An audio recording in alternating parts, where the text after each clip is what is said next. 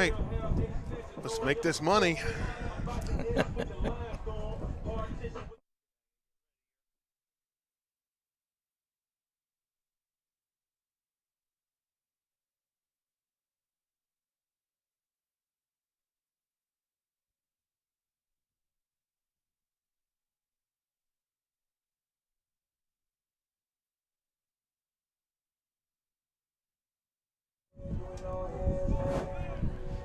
Good evening. Welcome to 302 Sports HENLOPEN Conference Friday night game of the week. Tonight, live from Greenwood, Delaware. It's the battle of the unbeatens.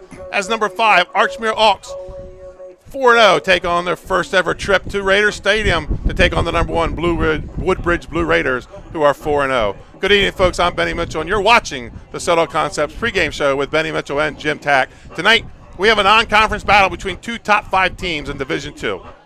The Diamond State Conference, number 5 ranked Archmere, brings a 4-0 record into tonight's game, where they take on the defending Division II state champions and number 1 ranked Woodbridge Blue Raiders out of the HENLOPEN Conference, Southern Division, also known, Jim, as the Henny South. Let me bring in my broadcast partner for tonight's game, Jim Tack. Jim, I talked with Archmere coach John Blaise this week, and he said when he took this game last spring, he knew Woodbridge was going to be tough, despite losing so much talent of a senior class, including both offensive and defensive players of the year. But he liked the challenge it poses for his program.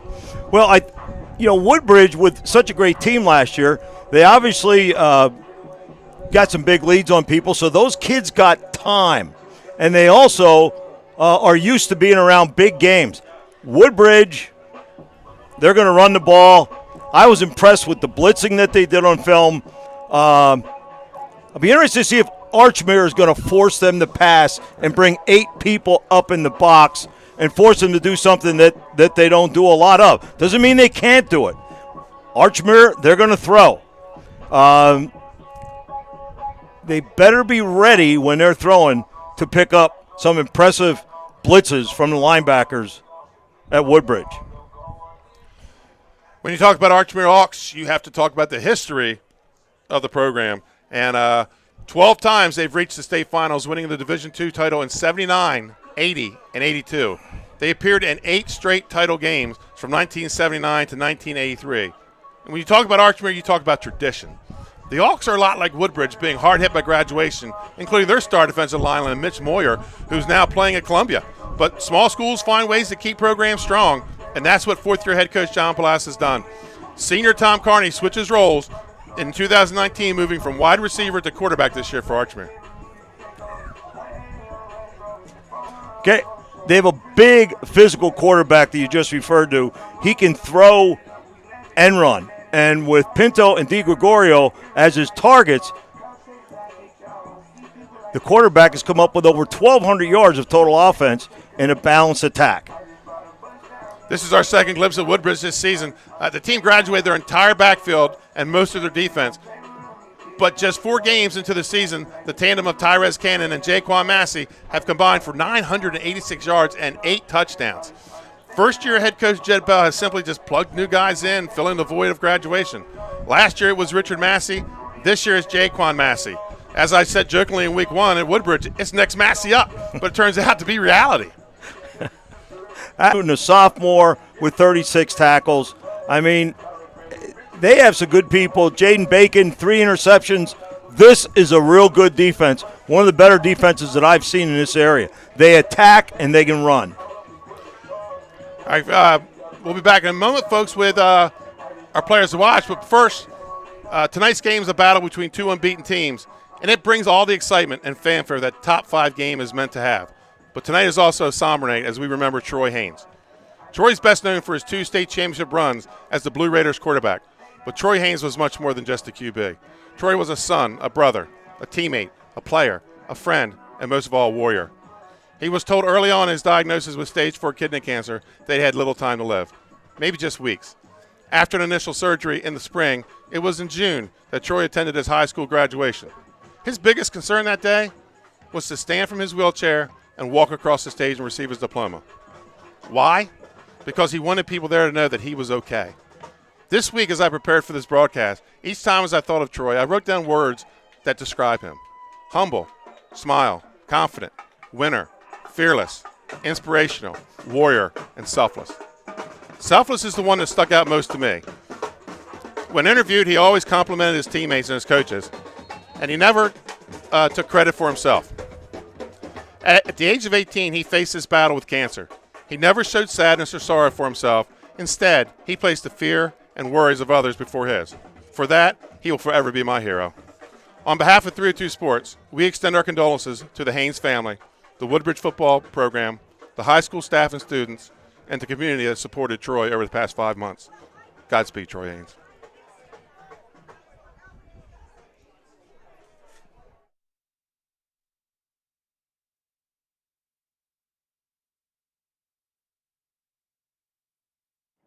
So, good memory of Troy.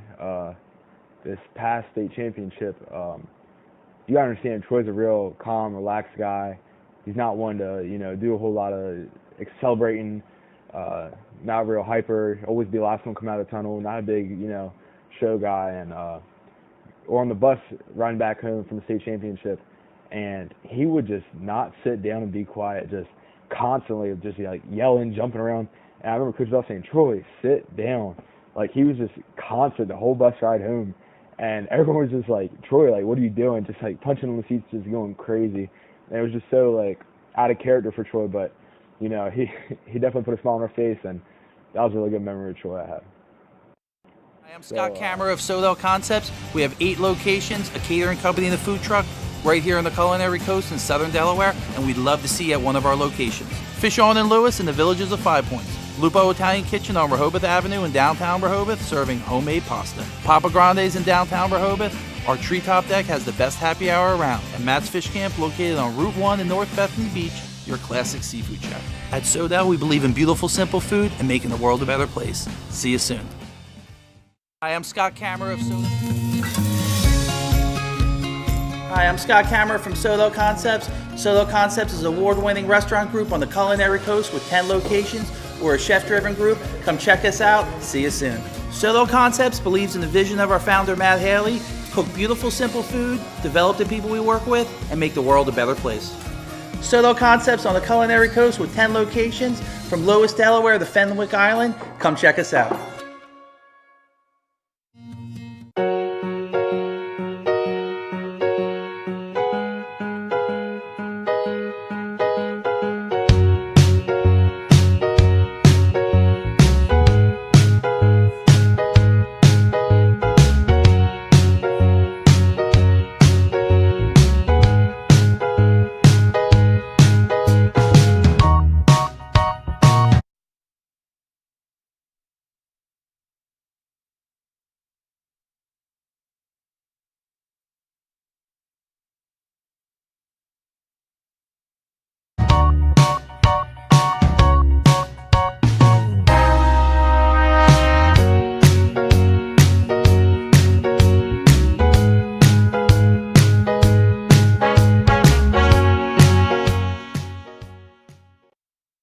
And welcome back to 302 Sports. Benny Mitchell here with Jim Tack, and we're on the Sodell Concept pregame show. And Jim, it's time for our Millman's Appliance Players to Watch segment. Let's start with the Archmere Hawks.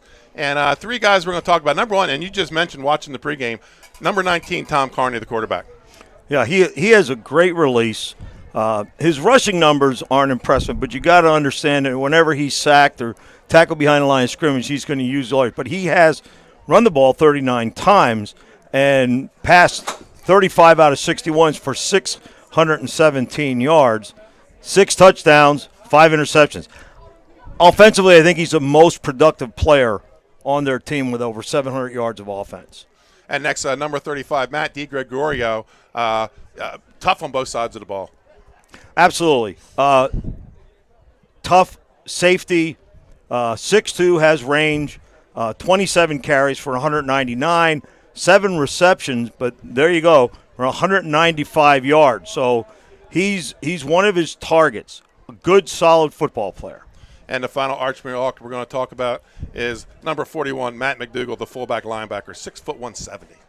Yeah, 25 solo tackles, 6 assists, and 1.5 sacks. You'll watch him go from sideline to sideline tonight.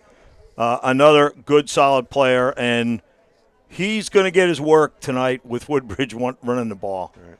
And let's talk about the Woodbridge Blue Rangers. A player to watch. Started with number 30, Tyrez Cannon, the fullback. 180-pounder. He's rushed for 476 yards in 4 games.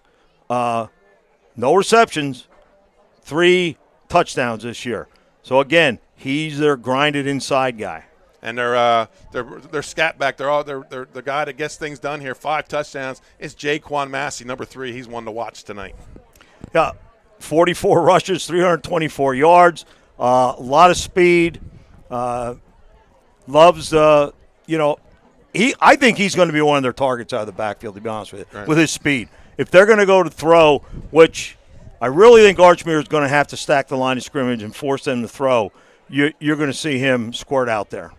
And the last player we're going to watch tonight is Jaden Bacon, the running back, defensive back. He's got 3 interceptions this year. And, Tack, I found out this week, he's the younger brother of Shamir Vessels, who was a big star here for 4 years. Comes from a good bloodline. But 3 interceptions, that's 3 more opportunities for your team to get the ball and have a chance to go with it. So he's only a sophomore, but he's a good one. Folks, we're going to take a couple commercial timeouts here, and we come back. Purple Parrot Pigskin Picks, and then we'll talk about what these teams need to do and hopefully get to some of the on-field activities tonight in honor of Troy Haynes. Folks, we will be right back. For me, it was 2016. It was Father's Day, actually, and just a text message he sent me wishing me a happy Father's Day. And, he mentioned even though he had his father in his life, he just appreciated everything that I've done for him. And, we've got a lot of great stories, obviously, on the field and joking around after practice, that type of thing. But that one's it stuck with me forever because he was just such a great kid, man. It meant everything to get that type of message from him. Hi, I'm Scott Kammerer from Soto Concepts. And I'm Lauren from Catch 54 in Fenwick Island, Delaware. Come visit us at Catch 54 overlooking the water in beautiful Fenwick Island, Delaware. See you soon. At Catch 54, we are committed to serving beautiful, simple coastal cuisine in a beautiful setting overlooking the bay. We have great nightly specials throughout the second season and serve a great happy hour every day, all year. Catch 54 in Fenwick Island, Delaware. Open 7 days a week year-round. Come check us out.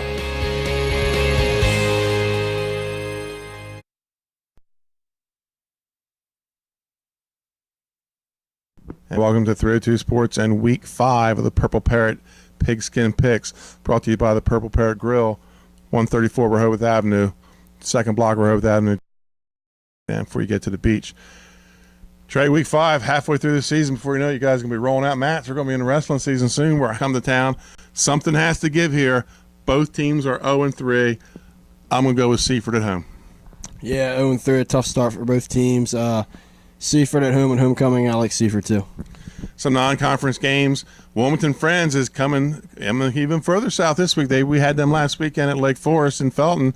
Saturday night, 7:30 kickoff. They'll be playing in Delmar. And I hate to say in Week 5 that a team is in a must-win situation, but with only 9 games on the schedule, Wilmington Friends cannot afford a third loss. The Quakers, they haven't been to Delmar in a long time, and the Wildcats are picking up steam right now. They've won 2 big games with some Bayside Conference teams out of Maryland, and their fans are going to show up Saturday night. I'm taking Delmar at home. Yeah, Delmar's picked up 2 tough wins in the last couple of weeks. Like you said, they're picking up steam. I like Delmar here to play good football and win this game. Homecoming at the beach, Cape Unlopen, 7 o'clock kickoff. Delaware Military Academy is coming in. They're coming off a big win over St. Elizabeth's, and Cape Unlopen off a tough loss to Dover. If the same Vikings that come out, like the Vikings that played Milford and won, if they show up, this homecoming crowd can go home happy. I'm going to take Cape Unlopen in a close one. Yeah, Cape at home, I think they're going to come out hot like they always do. It being homecoming, I think they're going to maintain that energy all 4 quarters. I like Cape. I can pretty much predict it. You won't be picking a game here as the Caesar Rodney schedule just gets tougher. They're headed up to Middletown, and Middletown's homecoming Friday night, 7 o'clock kickoff. I'll tell you something. The Riders have a tough schedule. They play their 3rd top 10 team in 4 weeks, and it doesn't get any easier for the Riders. Middletown's loss to Hodgson puts them in a position where they're going to be looking for an at-large bid to the state tournament possibly. Homecoming in Middletown, I'm taking the Cavaliers on Friday night. Yeah, like you said, homecoming in Middletown. It's must-win games from here on out for them to get that at-large bid. It's a pretty good pick on your part. 7:30 kickoff in Laurel. The St. Elizabeth Vikings coming in. Congratulations to Coach Joey Jones of the Laurel Bulldogs. His first career win last week against Polytech. The Bulldogs, they've improved each week, and they're going to host yet another Newcastle County school before they begin conference play next week. They better raise some taxes in Laurel to pay the gas bill for next season's 4 trips they got to go up north. But St. Elizabeth started off strong in week 1, but they have fallen off 3 straight losses. Both these coaches have challenged their players, their young teams, with a tough schedule. But I kind of like St. Elizabeth coming down and stealing one this weekend. Yeah, St. E's took a tough loss last week, but Laurel's picking up steam. It's going to be a close game, I think, but I like your pick of St. E's. HENLOPEN Conference, Northern Division in full throat this week. 3 conference games coming up. 7 o'clock kickoff in Smyrna. Sussex Tech travels north. The two really strong defenses are going to collide here in this HENLOPEN North showdown. The Ravens, they're going to lean on their strong running game, but they're going to have to loosen up that Smyrna defense with some passes. I think Smyrna has the advantage with their balanced offensive attack. I'm taking Smyrna. Yeah, Smyrna's offense is getting better and better each week, and their defense has been phenomenal. We got to watch them against Central, and they did really well against Sally, so I like Smyrna. 7 o'clock kickoff in Milford. Dover Senators coming to town, week 3 for the Milford Bucks in the HENLOPEN North, and it doesn't get any easier when the Senators come to town. Dover scored 108 points in the last 2 games. That kind of offense is going to be hard to stop. I'm taking Dover. Yeah, they're probably going to light the scoreboard up again. They're a high-powered offense. They put points on the board, and I don't see Milford hanging with them. I like Dover. Polytech heads south to Sussex Central. 7 o'clock kickoff. A struggling Polytech team has the misfortune this week of playing in the castle to take on the Golden Knights. I'm taking Sussex Central. Yeah, Polytech, they're having a tough year. There's no doubt about it. Central, they need to get back winning. They got a win last week. They're gonna keep it rolling. I like Central. It's a Saturday kickoff. It's homecoming and Hall of Fame day at Lake Forest. The Indians are coming in off 2 good weeks, and they face a team they're making a statement right now to the state that the Spartans are a team to contend with in Division II. I said it from week 1. Watch Lake Forest. They find themselves ranked number 3 in the state after last week's win over Wilmington Friends. Indian River coming in 2 weeks ago, close game with AI DuPont. They beat Seaford last week. The Spartans will look to keep rolling as they head into next week's Friday Night Showdown with Delmar. I'm taking Lake Forest. Yeah, they've been getting better and better each week. I agree. They're contenders, like you said. They're definitely contenders. They're number 3 now. I think they're going to keep rolling. I like Lake Forest. And our HENLOPEN Conference Friday night game of the week. It's a 7 o'clock kickoff in Greenwood. It's the Archmere Hawks headed down to take on the Woodbridge Blue Raiders. Good programs, Trey, and good coaches. They reload as opposed to rebuild. Mm-hmm. And that's what these 2 coaches have done here. Both teams hit hard by graduation. Both find themselves 4-0 heading into the season's non-conference game. Archmere's offense, well-balanced, but poses the ability to strike fast as they did last week, coming from behind to beat St. Mark's. Woodbridge, wow, they're Woodbridge. Mm-hmm. And they will look to grind it out with their ground game, play shutdown defense. One of the keys is how will Archmere adapt to Friday night lights in Sussex County? The HENLOPEN Conference, it has a different atmosphere than they're used to. The band's going to be there. There's going to be a big. And welcome back to Woodbridge High School, ladies and gentlemen. Benny Mitchell here with Jim Tack. Dave Marvel on the stats tonight. Trey Mitchell on the camera. 302 Sports, and you're here on the Set-Off Concepts pregame show. And you see the Woodbridge Blue Raiders coming onto the field and about to welcome the Archmere Hawks. Let's see. I know there's going to be some pregame festivities here. I guess I shouldn't call them festivities. Some pregame honoring here, Mike. So let's see if we can get, or Jim, let's see if we can get through these keys to the game. For Archmere, I think they need to move the chains, shorten the game tonight. Absolutely. If they leave Woodbridge hold on to the ball, they're in trouble. They're in trouble. I think they need to stretch that Woodbridge defense. Carney has a long of 64 yards, and many of his passes are 30 or plus. Well, we talked in pregame. We watched his release. He's a 6'2 kid, nice high release. He throws the ball very, very smooth. And they got to find a way to slow down the Blue Raiders. Massey and Cannon are averaging 8 and 9 yards per carry, respectively. Yeah, I think they're going to have to bring another guy in the box, and then you might see the unveiling of a short pass game by Woodbridge. And for Woodbridge, what did the Blue Raiders need to do tonight? Number one, get Tyrez Cannon rolling early, maybe 30-plus touches tonight. Yes, absolutely. Number two, have to limit penalties and mistakes. We say that every time we come to Woodbridge. Every time we come, the score could have been this if. So hopefully they're going to play clean. There's a lot of other things floating around these kids' minds tonight. Right. But I'm sure it's on winning the game. And get off the field on third down, and don't let the Hawks extend drives. So, folks, you noticed a lot of orange on both sides of the field. Woodbridge Blue Raiders wearing their orange. You see on the field tonight, you'll see the ribbon, and the floors in the 40 are painted in blue tonight for Troy Haynes. Also, Archmere cheerleaders in orange. As I talked to Coach Balles early in the week, and he said that they would – in turn also be honoring Troy Haynes. They had a death on their team 2 years ago, so he kind of understands what they're going through. But more importantly, around the state, we've heard of blackouts and whiteouts. Everybody's wearing orange. Not everybody. A lot of schools are wearing orange tonight.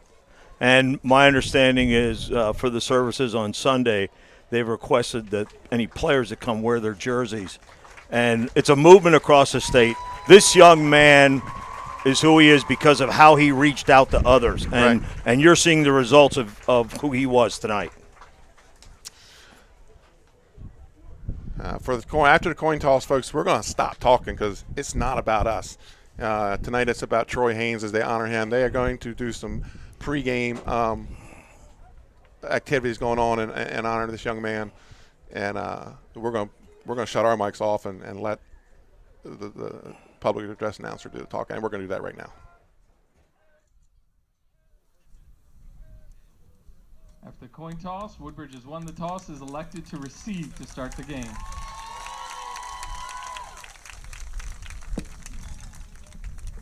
Now, ladies and gentlemen, please rise.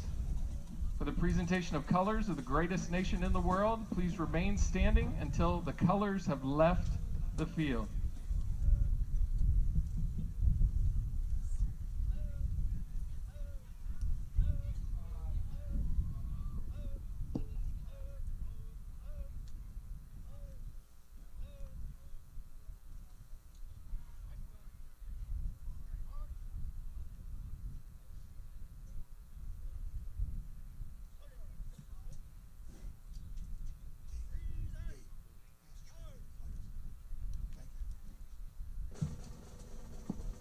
Oh.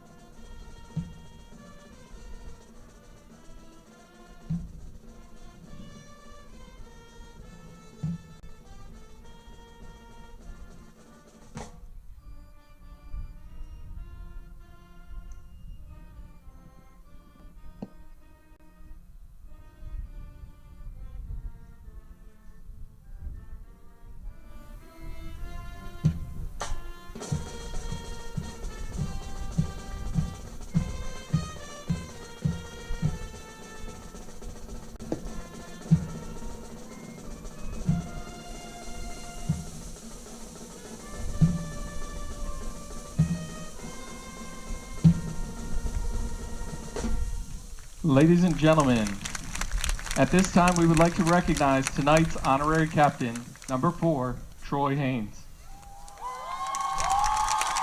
On Sunday, September 29th, Troy lost his courageous battle with renal medullary carcinoma. Troy will be remembered for his contributions both in the classroom and on the field. His positivity and resiliency throughout his fight with cancer has been an inspiration for all. On behalf of the Woodbridge family, we would like to thank Troy for the memories and legacy that he leaves our school and community. At this time, in memory of Troy, please join us in a moment of silence.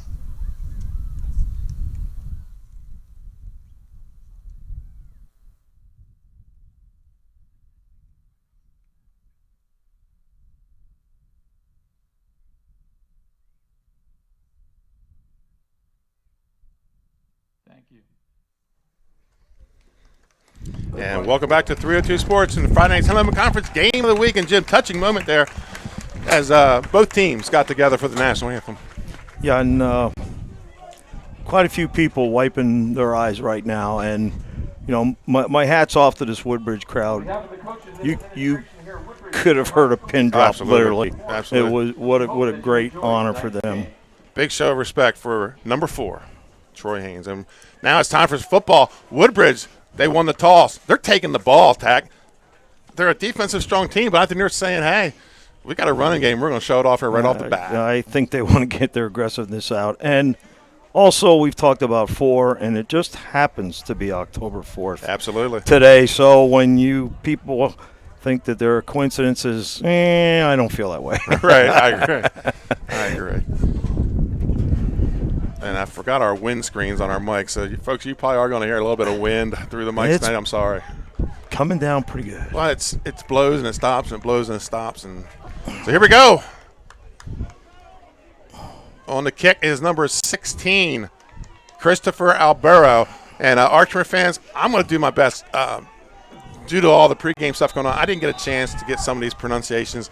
I will do my best on some of these. So back deep is for the Woodbridge Blue Raiders. I think that's going to be number 3, Massey.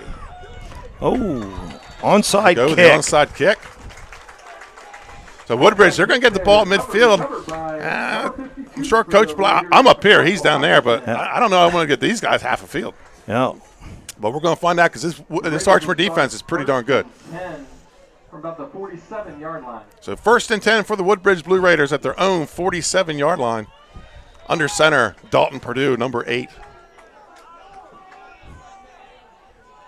I formation for the Woodbridge Blue Raiders, slot to the right. And it's going to be Massey, steps to the right, little jump step there.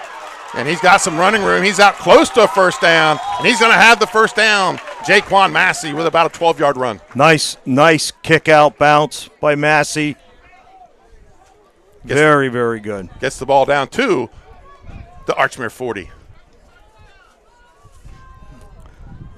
First down and 10 for the Woodbridge Blue Raiders, second play of the game. Zach Murray on the tackle. And they're unbalanced to this right side. And that's going to be Massey, steps out of a tackle, stiff arms, number 45, Michael Kelly. And Michael Kelly makes a tackle, gain of about, it's like 3 or 4 on the play, brings up second down. Yeah, again, same type of play. He dips in and then bounces out.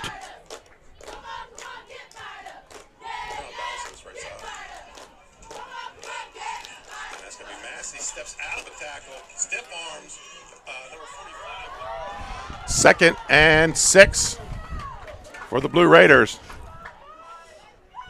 Three toss to Massey. Yep, tight receivers over here. He's got some blockers in front of him. And he's going to take it down inside the 30. Fumble. And Archmere says they have it, and I believe they do. Archmere football on the fumble. It's going to be, and that's the word. Archmere football. 1st and 10 for the Archmere Hawks. Yeah, they had 3 receivers out wide, pulled the onside guard, had the fullback coming out, and he just lost the handle there. Well, he ran into quite a bit of traffic there on that short side of the field. 1st and 10 for the Archmere Hawks at their own 38-yard line. Under center tonight, number 19, or correction, number 19, Tom Carney. Motion goes to the far side. And it's going to be handoff up the middle. Number 22, Michael Malamasi on the carry. No gain on the play. Brings up 2nd and 10. Looked like Wright on the tackle for Woodbridge. And when he blitzes, well, I'll tell you something. Does he come? I hear you. Carney in the shotgun. Receiver wide to the right, far side of the field. Motion comes near side.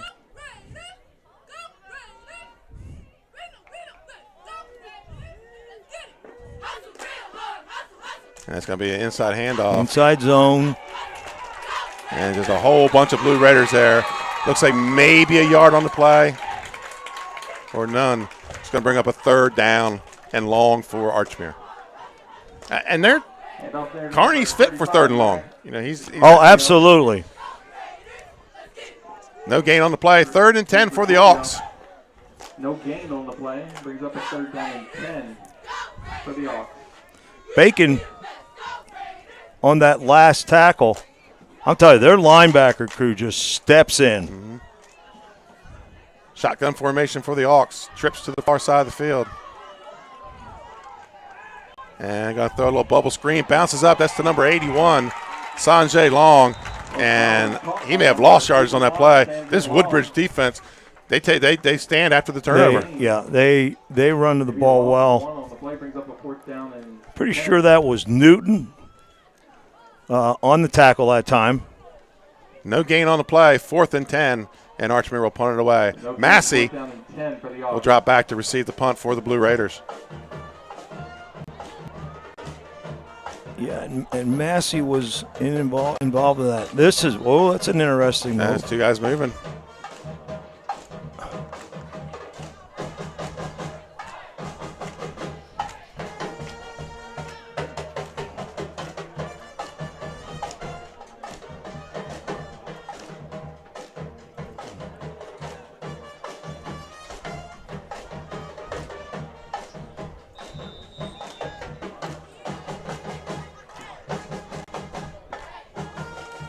Yeah. And good snap. Gets it off.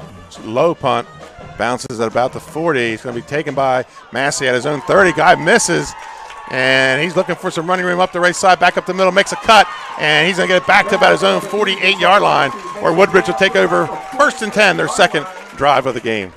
McDougal, a senior, on that tackle for Archmere. And here come the Blue Raiders. 1st and 10. This time be at their own. We're going to call it the 48-yard line.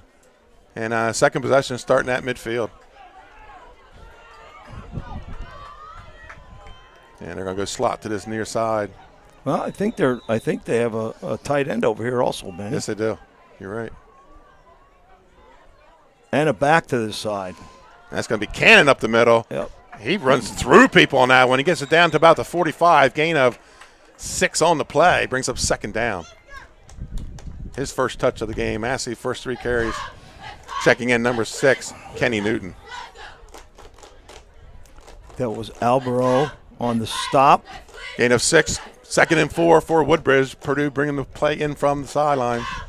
That was just straight man-on blocking.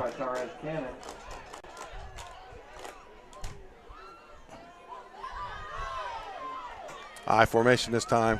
And I believe that was Cannon with the ball. He pushes the pile. He's going to be short of the 1st down, maybe a yard short.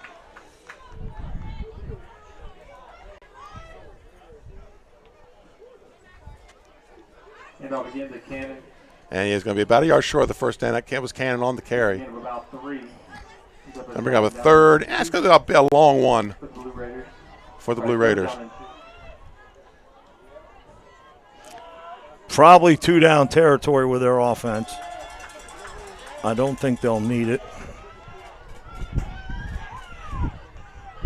And this time they move the tight end over the left, and he jumps off sides. And this is the kind of stuff we talk about Woodbridge. We see it year in, year out. Absolutely. So that's going to make it a 3rd and 6.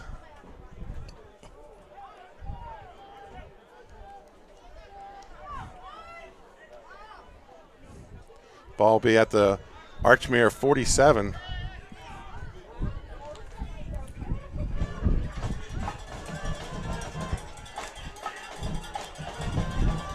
The outside penalty. 3rd down and 6. 3 receivers. Pull the guard. I'll tell you what, great penetration. Stopped by number 41, Matt McDougal. McDougal again Injured also on the field. On the stop, one of their leading tacklers. Dude, you took our game.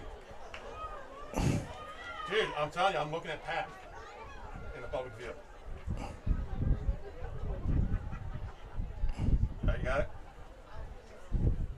We're back. We're back.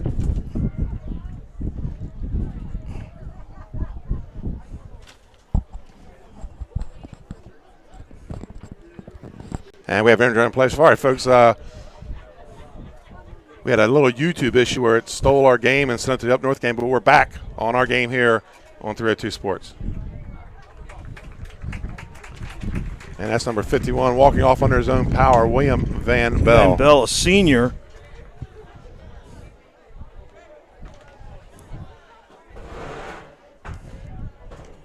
Injured off, number 51, William Van Bell.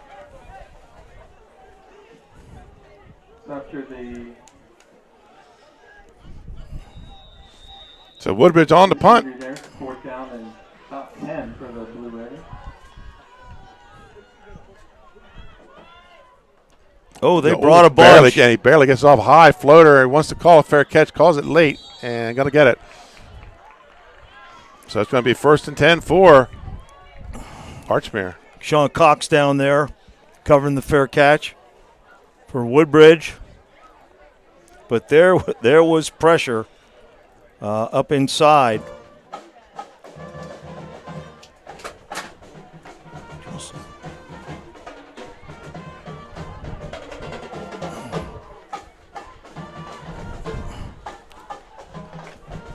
So ball being spot at their own 23-yard line, 1st and 10. The Hawks last time lost yardage on their drive on 3 plays, and they're 3 and out. So here we go, 1st and 10. Carney in the shotgun. Motion goes to the far side, and Carney looking the option, keeps it himself, but maybe a yard or two before he's wrapped up. Look at number 50 on the tackle, Tayshawn Ford Jackson. Carney picks up, call it 2 on the play, 2nd and 8 for the Archmere Hawks.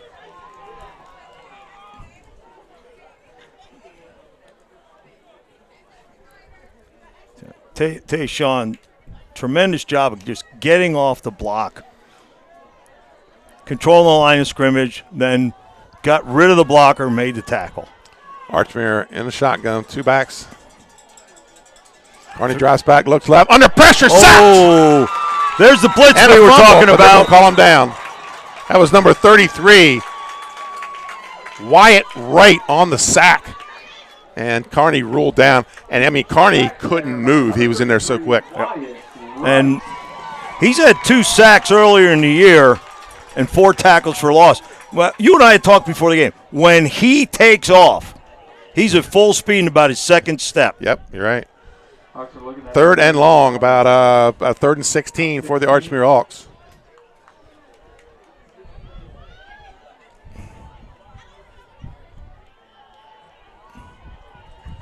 Carney takes a snap, and he's under pressure screen. But there to sniff it out is number 6, Kenny Newton, and then he gets some help from the rest of his Woodbridge teammates. So that's going to gain him about 6 on the play. Newton with a nice play, because if he doesn't make that stop. We have a timeout. Oh, we have a flag on the play, a face mask against Woodbridge. I'll tell you what, Newton doesn't make, because they ran off. They ran off Massey and Wright.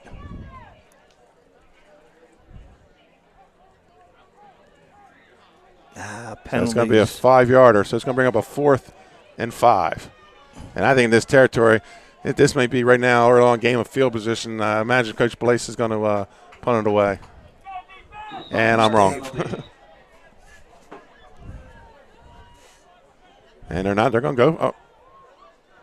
Oh, repeat 3rd down. My bad. 3rd and 6. Okay. Forgot we had a penalty here. 4 wide. Single back in the backfield. Takes the snap. Looks left. Still looking left. Now looks back to the right. And has a man, but he's in coverage and lofts it down about the 3rd. I thought that was a good job of just getting rid of that ball, knowing what he had and just throwing it away.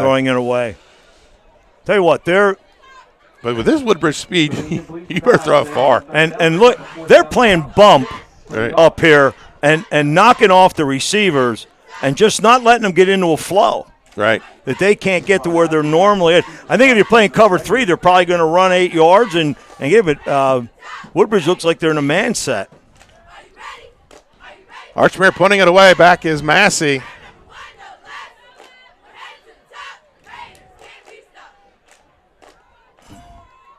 Good snap. And the kick is off. Again, another low floater. And it's going to bounce down around the 40, inside the 40 to the 35, where it'll be touched dead. And it'll be first down for the Woodbridge Blue Raiders. Well, little cat and mouse going on here, Benny. Yeah, so far, you're right. 5:09 to play here in the first quarter. No score. Woodbridge on their third possession of the game. This time will be at their own 35.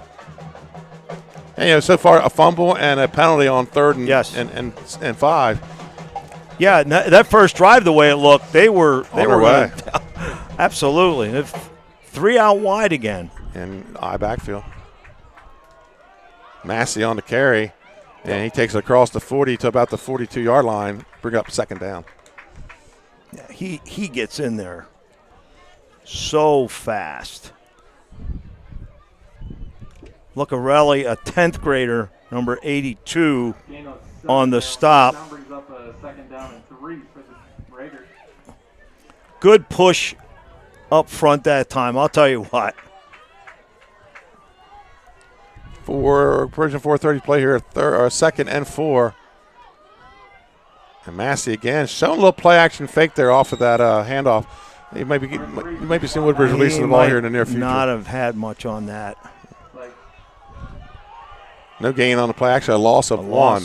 Brings up third and call it 4. Slight loss, turns up third down and 4 for the Raiders. They have a couple people up front. They're doing a pretty good job, Archmere. Good battles in there. And Purdue's going to drop back on the out. That's Trey Haynes. He's got the first down, takes it to midfield. First and 10 for Woodbridge. And this place is going to lose it. Trey Haynes, the younger brother of Troy Haynes. Number 2 with the reception gets the first down.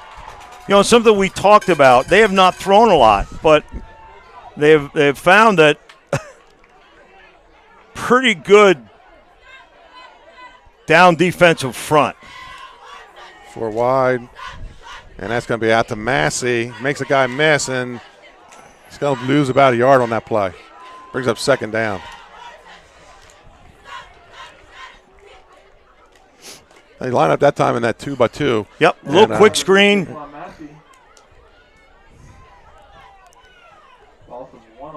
And they were 2 over 2, so it's hard to get that advantage there. And they got. I'll tell you what, Archmere had a lot of people around the ball. Second and 11 for the Blue Raiders. And I think we're in another 4 wide. We bring a guy in motion. Fakes the speed sweep, looks downfield, and that's Trey Haynes open and off the fingertips. That's going to bring up third and 11 for the Blue Raiders.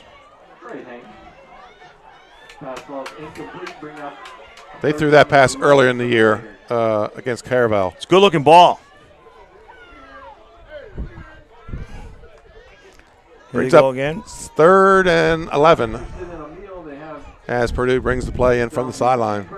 No score here. 2:57 to play in the first quarter.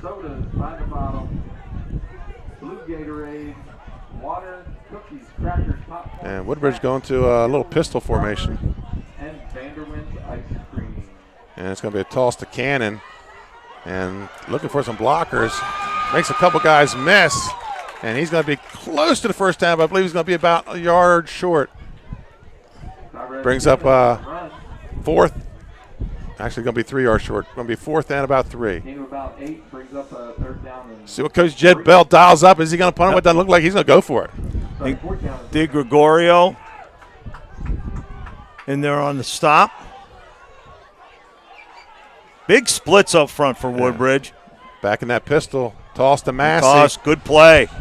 And he cuts it up inside. And he has the first down for the Woodbridge Blue Raiders down around near the 30-yard line.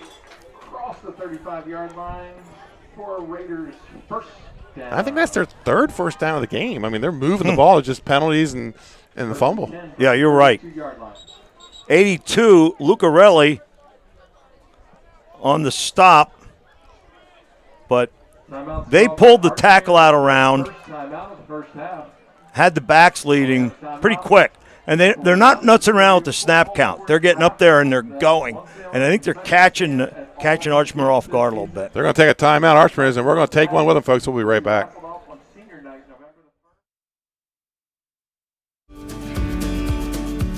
At Capstone Homes, we believe your new home should be designed and inspired by you. Our comprehensive new home experience will give you peace of mind. We have in-house design and drafting, selection centers, and model homes throughout Sussex County so you can experience different layouts. And a terrific team that takes an amazing amount of pride in each and every home we build. Create your new home. Create a Capstone home. And welcome back to Woodbridge High School. 0-0, Woodbridge on the move. 2nd and 15. And ball at the 32-yard line. No, 1st and 10, isn't it? I'm sorry, yes, 1st and 10. Yeah, that's right. They just ran that quick pitch. They're staying in this pistol. It's going to be a handoff to Massey, and he just puts his head down and drives forward. He's going to pick up a few on the play and picks up about 4, 2nd and 6. Yeah, it didn't look like much, but once again, Di Gregorio in there on the stop, 50. I like watching Benedict. The right tackle, 54. He gets off the ball. 2nd and 6 for the Woodbridge Blue Raiders. And Coach Bell staying in this pistol. Not something you see a lot out of Woodbridge. A little counter play to Cannon. And he's going to pick up a couple on the play. Bring up a 3rd and short. Cannon. Tackled there by number 50, Kevin. It's going to be a 3rd and give him a gain of 2 on the play. Bring up 3rd and 4 for Woodbridge. Minute 15 and counting here in the first quarter. No score in this game.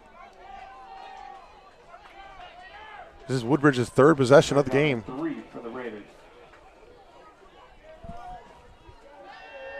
Nice ball. Pass to Haynes, a little high. Just a little. He had the right receiver. I should have said the right read. I'm sorry. Right. But, boy, he saw that right away and threw it. Brings up a 4th and 3 for Woodbridge.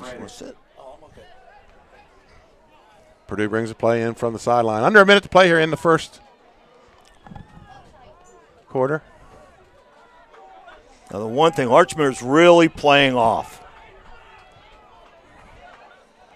Pistol formation with just Cannon. Big splits. Has a receiver open down inside the 20. And that's going to be a first down for Woodbridge. And for the first time tonight, we're in the Lasher Barbecue Red Zone. Lasher's Barbecue. Bringing you the Red Zone. Conity 10 on attack. Although we had just mentioned they're going to have that pass all night. Unless Archmere forces themselves to move up. And Woodbridge, they're spreading them out here, Tack. Yep. And he's got Haynes off his fingertips. And he's a little slow getting up. I don't think he was hit. No, he went down on his shoulder, it looked like. Okay. He went right here, we'll get another look from inside the booth. And that's the hand that I think he falls on the shoulder, his hand goes, yeah, there it is. Yeah. And they call them stingers. That little sting, and he's up, and he's walking off the field under his own power. That brings up 2nd and 10. Ball at the 15-yard line. 36 seconds left to play here in the first quarter. They keep spreading these splits out pretty good. They're going back under center.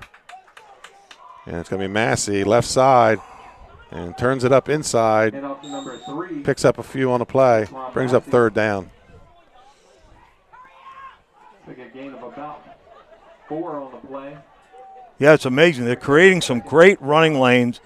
They had trips over there. Right. Gain of 4 in the play. 3rd and 6 for Woodbridge. Ball at the 11.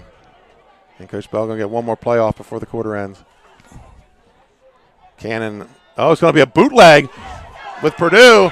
Purdue running to the corner. He's going to be in. Touchdown, Dalton Purdue.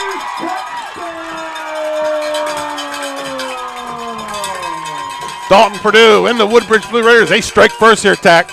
It was late, but it's still first. He made it. He used the entire field. Just outran people to the pylon. Great call on misdirection. Bootleg keeper there. Touchdown scored by number 8, Dalton Purdue. And on the kick, number 51, Xavier Hayes. Got a good snap. The hold's down. Ball's up. And it's good. 7-0. Woodbridge. And folks, we're going to take you at the end of the first half. We're going to take you into this commercial with a memorable one of Troy Haynes' touchdowns. We'll be right back. And it's going to be a little play action to Kane. Looks downfield. Has a man open. That's Massey. He catches it. Nice, Nobody Barry. around. Nice. Touchdown. Woodbridge Blue Raiders. That's nice.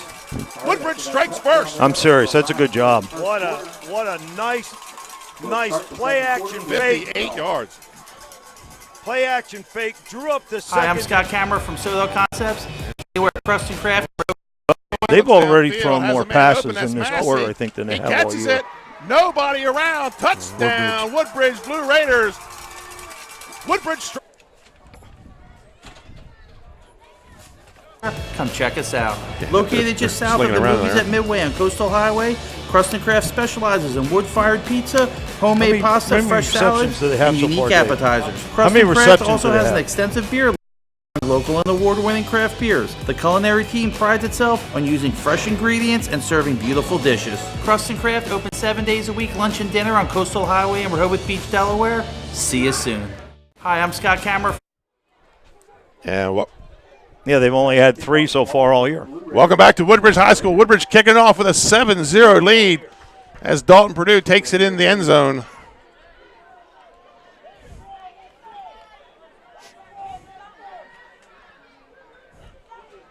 Hayes kicks it on the ground. Going to be picked up at around the 30. 30.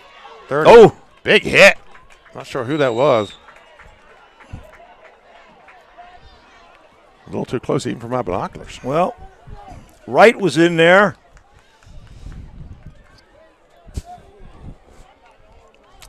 Archmere will take over 1st and 10 at their own 43-yard line. Beginning of the second quarter. Archmere ranked number 5 in the state. They come in 4-0. They're out of the Diamond State Conference.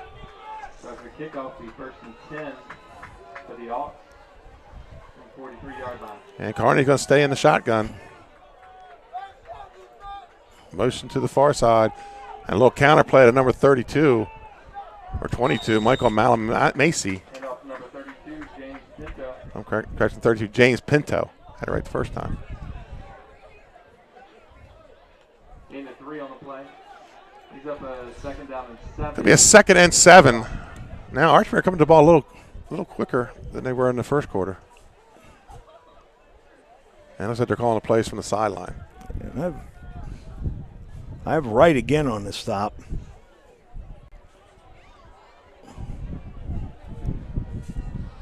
Archmere 2nd and 7.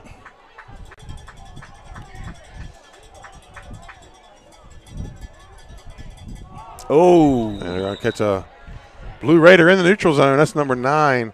Ormond Sanders, freshman. That's a big freshman. That is a big, you're right. Jeez. He is a big kid, yep. He had to scoop and score in week 1. It's going to bring up a 2nd and 2 on the penalty. Back him up. You know, just looking at the stats, Woodbridge they don't seem to be applying as much of the pressure on the run game as they have in the past, but we're starting to see it more and more tonight.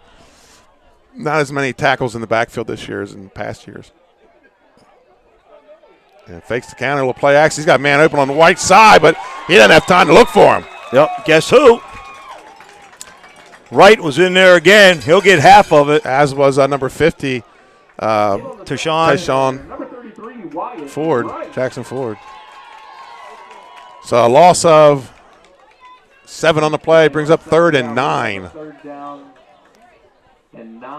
Yeah, Wright was in right. And again, that blitz is so effective. He does not slow down and look for an alley. He's going. He'll make his own. 3rd and 9. And going to be counted the other way with 35. Matt DiGregorio, he's got the first down. Little wing T look. They're faking the speed sweep to the field, handing underneath to the wing. Nice play. First down for Archmere. I guess their first. Is that their first down? First down. Yeah.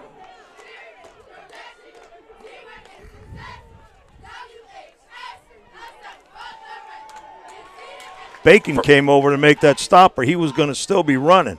1st and 10 for Archmere. They're across midfield for the first time tonight, near the 45-yard line. And got a little trips look here to the near side. Carney looks to the right, pumps, and incomplete. Brings up 2nd and 10. Pressure that time inside by 54, Benedict. You know, in Woodbridge, they only have 2 guys down in stances. Right. Those other guys are pinning it and coming. 2nd and 10. Malamasi in the backfield with Carney. Carney drops back. And he's under pressure again. And he's going to roll to the right. And here comes number 54, Jackson. Wow, did he close? Yes, he did. He absolutely. Gain of 3 on the play. You know, when that play started, there was all kinds of field over here to the right-hand side. Yeah, Jackson really closed. Nice job. 3rd and 6 for Archmere. He passed a couple of his own players. He did. He was coming with a purpose. Yeah, pretty good. 3 wides, Benny. And he's under pressure again, and he's going to be sacked. Number 22, Plummer. Michael Plummer on the sack. Carney he doesn't have, he can't look off his first guy. No. Next thing you know, somebody's on him. No, they're going to have to get that ball out. It has to be a real quick release. They're just providing so much pressure. And it's coming off the short side. So if they have trips to fight, they're going to bring this short side linebacker. Fourth down and long for the Hawks. Back to receive the ball for the Raiders. I know this song. It's from Trolls. I listened to it all last week in Texas. Massey back. Good snap. A little slow. Oh! And they're going to let this one roll. Bacon. Inside the 20. Sorry, that was not Bacon. That was Newton, who almost blocked that punt. We have some scores on our Barclay Heating and Air out-of-town scoreboard. Smyrna leads Sussex Tech 8-0. Cape Henlopen leads Delaware Military 7-0. All first quarter action on your Barclay Heating and Air out-of-town scoreboard. Woodbridge 1st and 10 coming off the punt.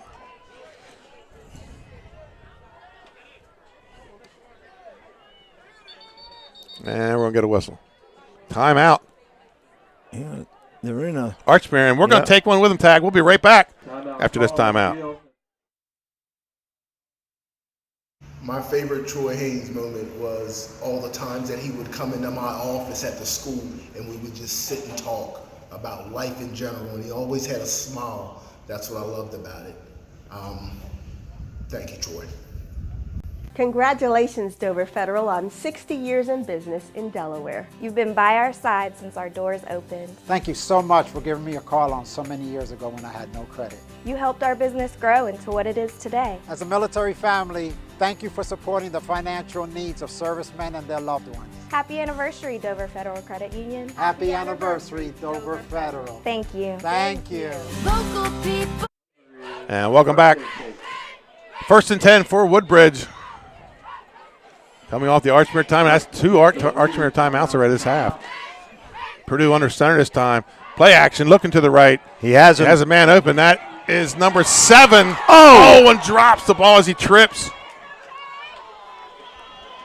That was number 7, Latron Stones, or Laytaron Stones. Here's somebody down in front of us going, do it again. Just get caught on his shoulder pad. Purdue. Yeah. We talked about Carney having a good arm. Purdue showing some good passing tonight. He is. Crazy. They've been keeping this under wraps here, and that's not bad. Well, he was the second-team all-conference, all-South quarterback last year from Laurel and moved to Bridgeville over the summer. And it's going to be Massey coming back. Handoff number 3, Jaquan Massey. Gain of about, call it 3 on the play, maybe 2. Call it 2nd and 8 for Woodbridge. You know, that last pass, not only was Stones wide open, Haynes was wide open too. 57, Gregorio, and number 51, William Van Bell.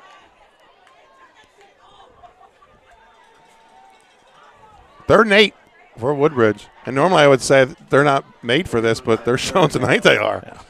You know, it's neat. They're helping each other up off the ground. Right. And I think that was all set by the tone earlier. Right. And this time he throws to number 10, cuts back, almost intercepted. Yep. And it was just, one of those underthrown fades that they can turn back on. That was number 10 on Matthews, the intended receiver. It's going to bring up a 4th and 8, and Woodbridge will bring on the punt team back. Number 30, Declan Pearson, stands by his own 35-yard line. Yeah, they're close. Woodbridge is very close to completing some of these balls. I think their punter's a little, that's just me, a little close. He's at 9. Low snap. He's going to get it off. There's contact, but no flag, and shanks it out of bounds. He may have hit him while he was kicking the ball, right? Which I think is legal. But you can see here, he's barely at 9. Yeah, just about 10. Now he moved up. See, he's stepping up on his own. Right. And that's causing him a problem. And then you get the low snap on top Yep. of it, which is maybe why he's up at 10 yards. Could be. 1st and 10 for Archmere. He's creeping up on his own, and that'll drive you nuts. At the Woodbridge 48. 1st and 10 for the Ox on the 38-yard line. Yeah, I look down here, and Stones comes off the field, and he has players keeping him up. Get the next one. Carney in the shotgun. And it's going to be a handoff to number 35, Matt DeGregorio, and it's snipped out. They've run that just a few too many times tonight. Yeah, they're running it. It's an off-tackle power, lead back, out of the gun.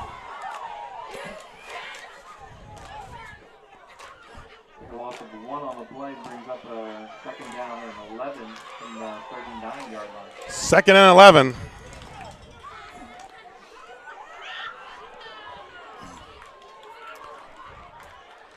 For Archmere. That last stop was Yoakum.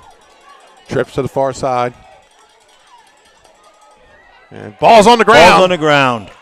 I think Archmere got it back.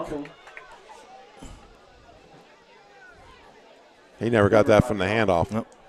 So loss of 1, long one, maybe 2 on the play. We'll call this a 3rd and 12 for the Hawks. 2-yard loss there on the fumble. That was number 22 on the carry, Michael Malamasi. 3rd down and 13. They've used the screen to some success. The counter off the wing was a good play for them previously. Trips to the near side. Trips to the near.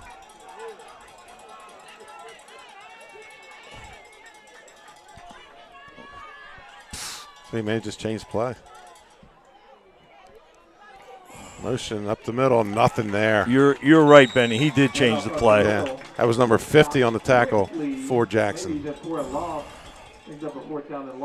to bring a loss of 2, maybe 1 on the play, brings up 4th and 14. And it was like Coach Belace is going to pin them back.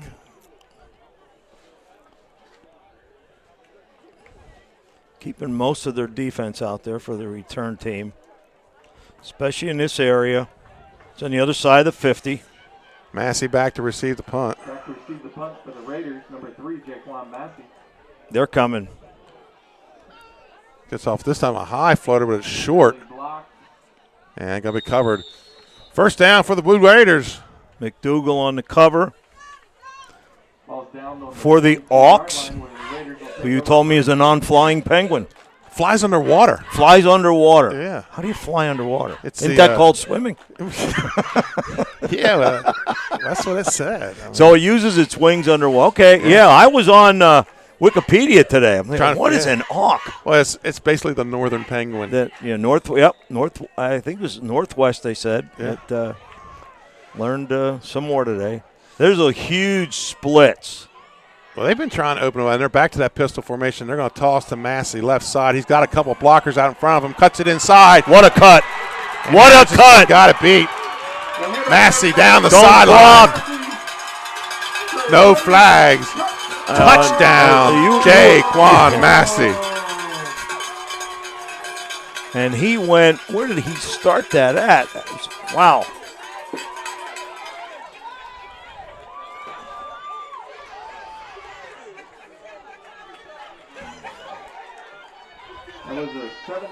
Yeah, and this is old Woodbridge football with the breakaways. We haven't seen that a lot from these guys this year, and then tonight we see it with a long run by Massey. That's a 70-plus yard run. He had the lineman in the back out in front of him, and then just made a what great vision. Made a great cut. Hayes' kick is up. It's good. 14-0 Woodbridge. Folks, we'll be right back after this commercial timeout.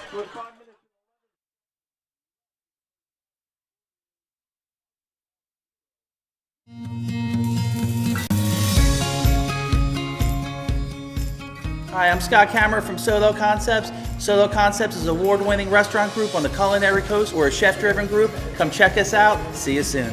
Solo Concepts believes in the vision of our founder, Matt Haley. Cook beautiful, simple food, develop the people we work with, and make the world a better place. Solo Concepts on the culinary coast with 11 locations. From Lewis, Delaware to Fenwick Island, come check us out. And welcome back to Woodbridge High School here in Greenwood, Delaware. The Blue Raiders lead Archmere 14-0 with 5:11 left to play in the first half. On the kick, Xavier Hayes. And Archmere will take two guys back around the 10-yard line.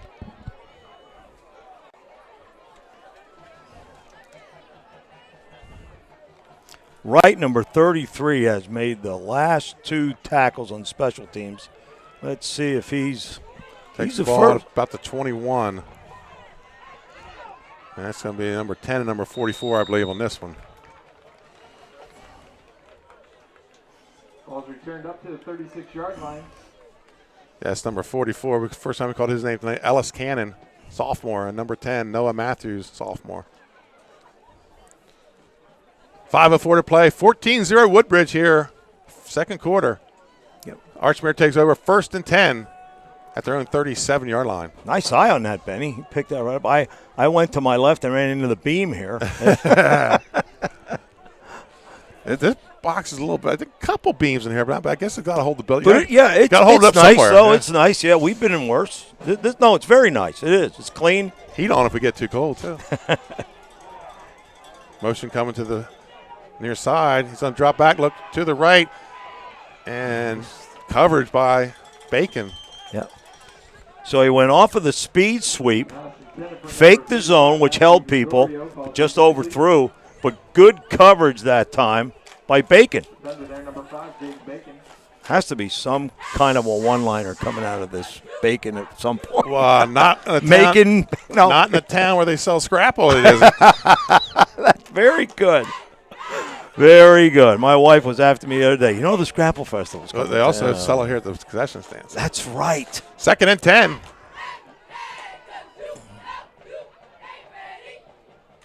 Speed option. Always hit, and he's hit. Number 6 on the tackle. Wow. Kenny Newton, they had both guys covered, pitch guy and quarterback. Right. Right said hello to the quarterback. And Newton with really a tackle for loss. Yeah, a loss of 4 on the play brings up 3rd and 14.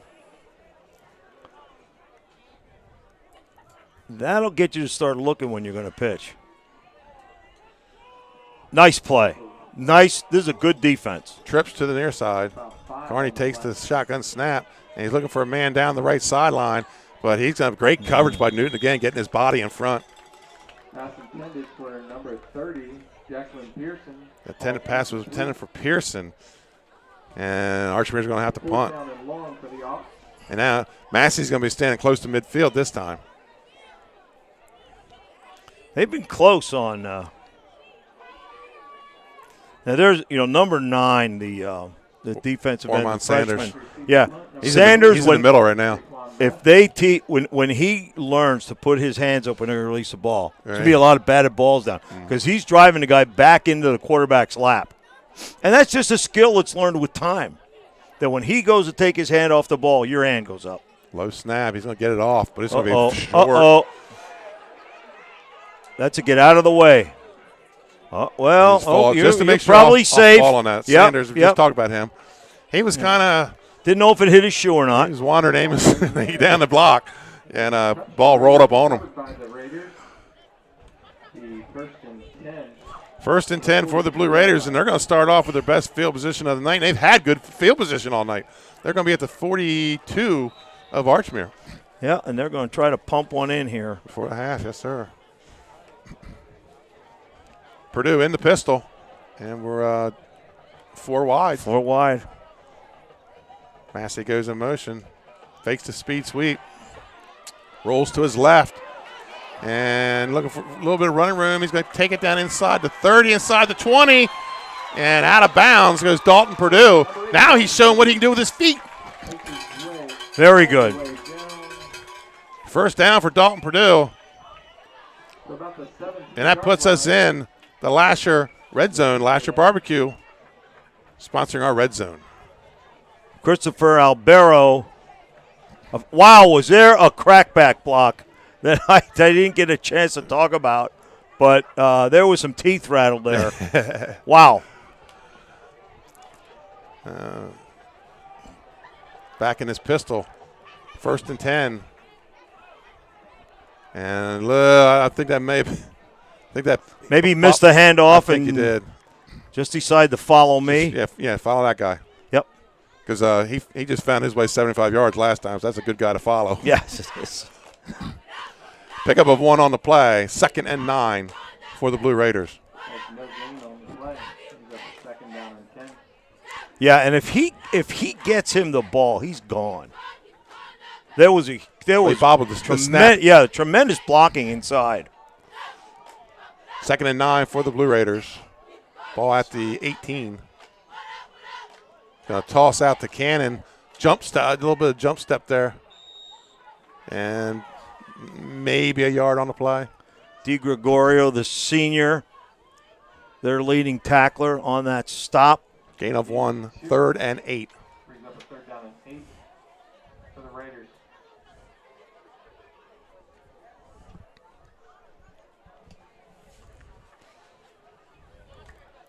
Checking in number 10, they threw to him couple series ago. Matthews checks in.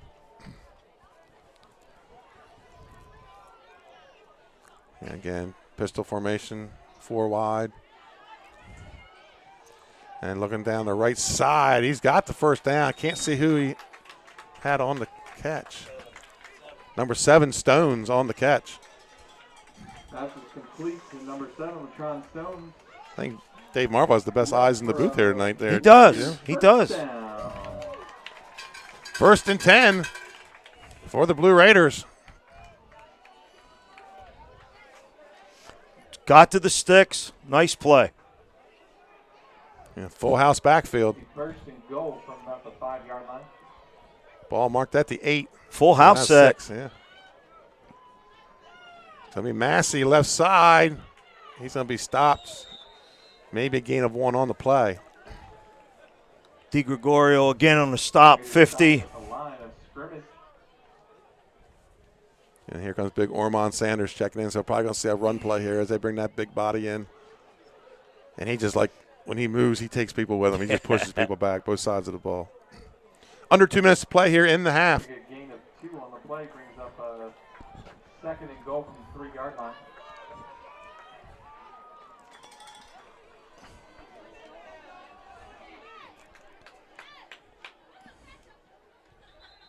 And we're going to have whistles on the play. Missed the handoff. Flag on the field.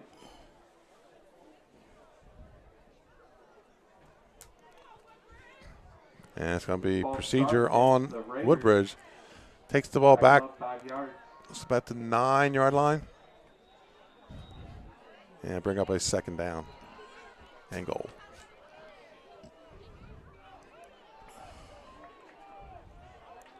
Got trips to the left. I formation in the backfield.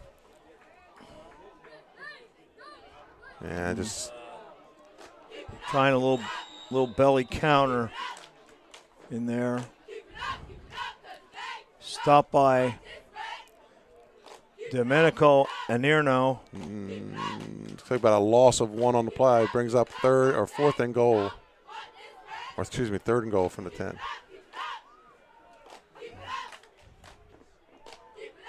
I guess that's inside about the 9. So many different color lines on the field. They've got blue lines and pink lines and white lines. Pistol. And there's your speed. Speed sweep. Massey cuts it back inside. Nowhere to go there. No.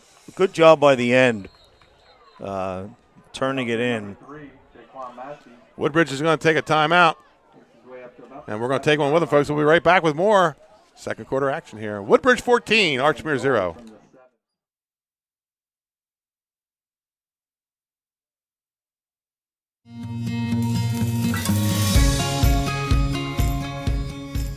Hi, I'm Scott Kammerer from Soto Concepts. Soto Concepts is an award-winning restaurant group on the culinary coast. We're a chef-driven group. Come check us out. See you soon. Soto Concepts believes in the vision of our founder, Matt Haley. Cook beautiful, simple food, develop the people we work with, and make the world a better place. Soto Concepts on the culinary coast with 11 locations. From Lois, Delaware. And welcome back to Greenwood. Benny Mitchell here with Jim Tack. 302 Sports. HENLOPEN Conference Friday night game of the week. And coming off the Woodbridge timeout with 30 seconds to play here in the half. And they're third and goal from about the 7. And got empty back, or not empty, but 4 wide. Purdue's flushed out, rolls to the right. And it's going to take it down near the 5 or near the goal line. Quarterback keeper. It's going to bring up a 4th down. Looks like Woodbridge is going to be bringing on the kicking team. Purdue. Although I don't see Hayes. 2-yard line for his tackle. All right, that was a 4th down, and the yard marker was wrong. So turnover on downs. First and 10 for the Hawks from the 2-yard line. Didn't think I'd missed a play. I called 4th down earlier, and I looked over, and the yard marker was at 3.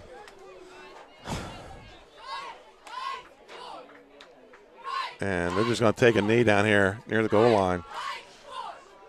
Folks, your score at the end of one half to play. Woodbridge 14, Archmere 0. Folks, we'll be back late in the halftime with Armina's Deli halftime stats. We'll be right back. Put out. That's who the throw. And they throw to Keeler. Oh my goodness! Wow! Incredible! No flags. Put out. One of my favorite memories of Troy is just got to be those car rides home with him. He lived right down the street from me, so I'd take him home sometimes after practice. And he would always light up the car rides home. Usually when it was just myself, I'd just be me, just kind of silent rides. But whenever Troy was in there, it was always fun times, whether it was just us singing our heart out to a song or cracking jokes on one another, or Troy was a really funny dancer. He was just really goofy. So that was always fun times with Troy in the car rides. Something I'm definitely going to miss, but I know he's probably up there singing, dancing, laughing now. So it's definitely one of the things I most remember about Troy, and I'm going to miss it. But It's definitely one of my favorite memories. I always remember Troy and our car rides home. One of my favorite memories of Troy is just got to be those car rides home with him. Come easily to us. Friends, Troy Haynes.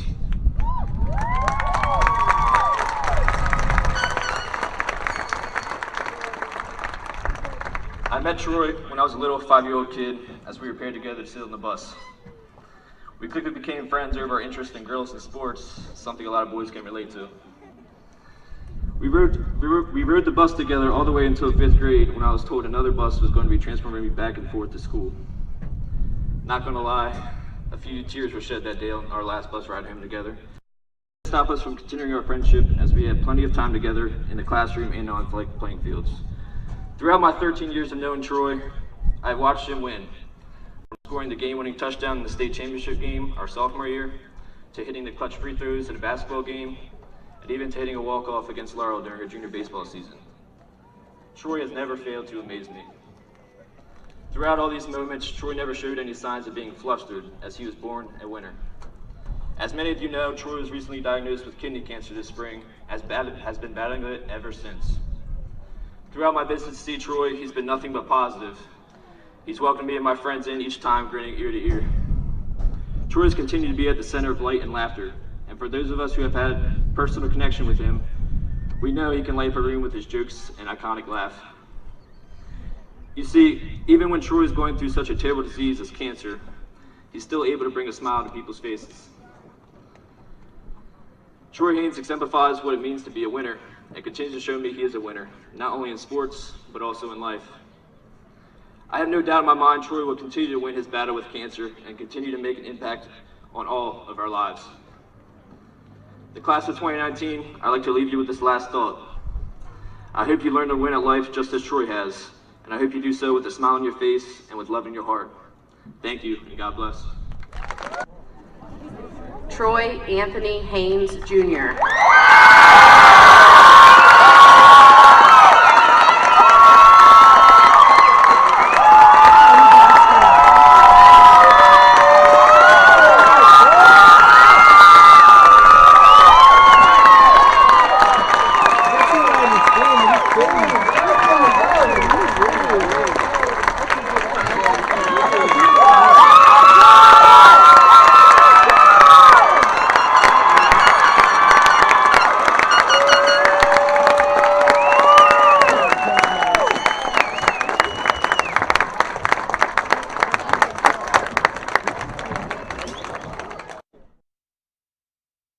Come easily to us.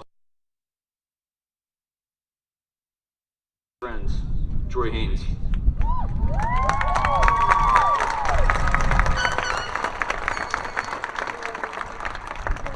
I met Troy when I was a little 5-year-old kid as we were paired together to sit on the bus. We quickly became friends over our interest in girls and sports, something a lot of boys can relate to. We rode the bus together all the way until 5th grade when I was told another bus was going to be transporting me back and forth to school. Not gonna lie, a few tears were shed that day on our last bus ride home together. But that didn't stop us from continuing our friendship as we had plenty of time together. One of the greatest moments I've ever experienced with Troy Haynes was his freshman year when Antoine Holden went down with a knee injury. Troy stepped in to be the quarterback, and I remember Man Love calling his name, and his eyes were just as big as these footballs, and he went in and he took us all the way to the end of the game in the last second, late touchdown throw that could have won us the game. And it just embodied how strong he was, how courageous he was, how hard fought he was, just the bravery they showed that day, being a freshman playing a top 5 team and taking us down and giving us the chance to win. I always remember his heart and just how much he loved his teammates. Hi, my name is Shamir Vessels. I'm defensive end for the Westwood Wolverines, number 9, and I was asked what were some of my favorite memories with Troy Haynes. First of all, Troy Haynes was like an incredible person, somebody that you could never forget. This guy was just amazing all around. He always gave his all, always 100%, and no matter what he did, he always smiled through it, even if it was painful for him or tough for him. He always persevered. That's a guy that I can always look up to. Even though he was younger than me and stuff, I always looked up to him just because of the way that he led by example. My first memory is winning the first state title in Woodbridge history with Troy.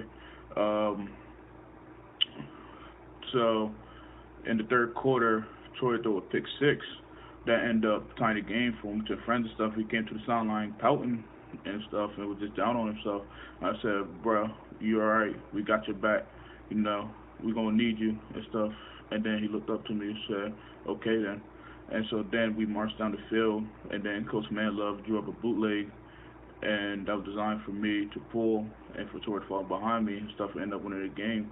And during that, when they called a play in the huddle, I said, Troy, you know, just follow me and stuff, and I got your back. And then he was like, all right then, bro, I got you. And then we ended up scoring and winning the game because of that. You know, that connection right there that we had was just amazing after that.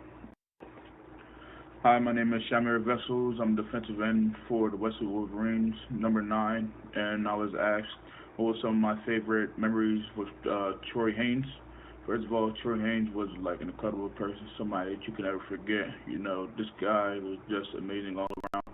He always gave his all, always 100%. And no matter what he did, he always smiled through it, even if it was painful for him or tough for him. He always persevered. You know, that's a guy that like I can always look up to. Even though he was younger than me and stuff, I always looked up to him just because of the way that he led by example. My first memory is winning the first state title in Woodbridge history with Troy. So in the third quarter, Troy threw a pick six that ended up tying the game for him to friends and stuff. He came to the sideline pouting and stuff and was just down on himself. I said, bro, you all right? We got your back. You know, we're going to need you and stuff. And then he looked up to me and said, okay then. And so then we marched down the field, and then Coach Manlove drew up a bootleg, and that was designed for me to pull and for Troy to fall behind me and stuff and end up winning the game. And during that, when they called a play in the huddle, I said, Troy, you know, just follow me and stuff, and I got your back. And then he was like, all right then, bro, I got you. And then we ended up scoring and winning the game because of that. You know, that connection right there that we had was just amazing after that.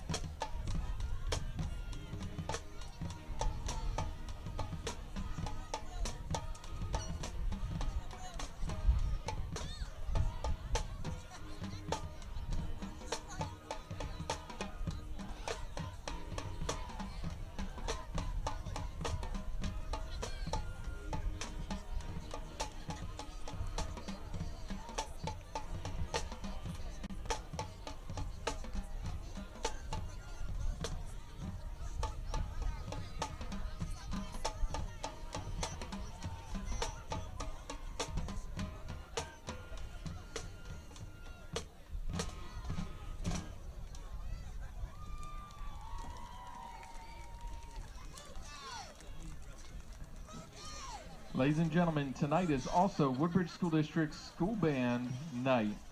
The Woodbridge High School Band is joined tonight by some of Woodbridge Middle School's 8th grade band students. And welcome back. These students joined the high school band during the school day.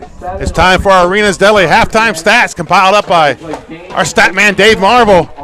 The Archmere Hawks, they trail Woodbridge Blue Raiders 14-0. And team stats at the half, Archmere -6 total yards, 7 yards passing, 13 rushing. A lot of that's due to those sacks. The Woodbridge defense creating havoc.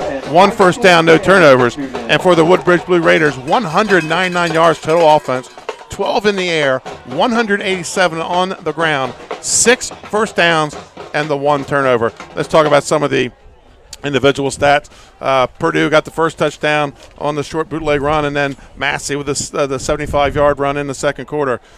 Cannon, 5 carries, 23 yards. Massey already over 100, 13 carries, 123. Purdue, 4 carries for 43 yards. Stones, 2 catches for 14. Malamacey for Archmere, 1 carry for 7 yards. Purdue is 3 of 8 for 12. Kearney, 1 of 6 for 7. I think what doesn't show up in that stats is the Woodbridge defense. The number of how much pressure they're putting on Kearney. Yeah, it's incredible. They've had several sacks with Wright putting pressure in there. Newton had a tackle for loss. Bacon has been very active. I think the other thing is the fact that Woodbridge came out and they were throwing the ball not all over the place, but enough that Woodbridge, you're not going to put 8 guys up in the box. You're going to have to keep people back. And they've been trying to take advantage of the distance that they've had. So, not bad. And again, Woodbridge could be up, but went for a couple penalties, could be up a little more. You're right. But they've controlled. They have to have another solid half. But their defense, pretty darn good. We got some scores on the Barclay Heating and Air out-of-town scoreboard. Cape Henlopen up on Delaware Military 14-0. Smyrna, the last score we had, 8-0 over Sussex Tech. That's a battle of 2 really good defensive teams. Yes. When we've talked about Smyrna in the past, we always talk offense. Their defense is for real this year. Milford leads Dover 8-6. So that was a first quarter score. That is a heck of a surprise. Yes. Laurel leads St. Elizabeth 7-0. Middletown leads Caesar Rodney 6-0. Seaford looking for their first win. Second quarter, they lead Washington 16-6 on homecoming for the Blue Jays. So those are your Barclay Heating and Air out-of-town scoreboard for our round of Henlopen Conference. Halftime score here, 14-0 Woodbridge. Players coming back, or the teams coming back on the field. Folks, we're going to take another commercial timeout, and we'll come back with some second half football here on the Henlopen Conference Friday night game of the week. Ladies and gentlemen, let's hear one more time for the Woodbridge High School and Woodbridge Middle School Raiders marching band. I want to sit here.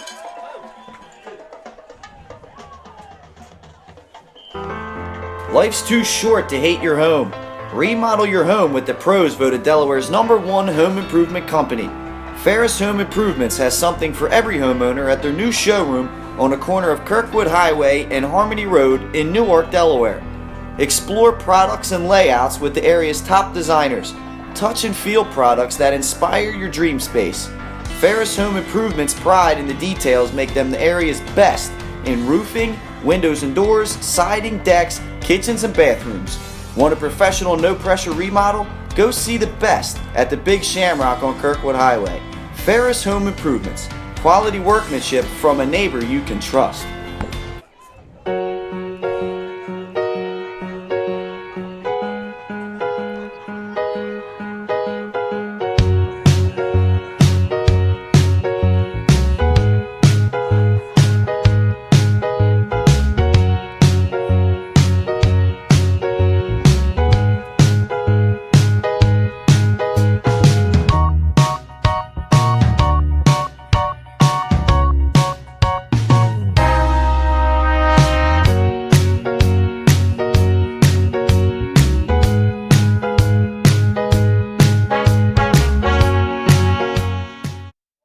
Tacos are delicious, as are these. And welcome back to the Third quarter here of our Henopen Conference Friday night game of the week.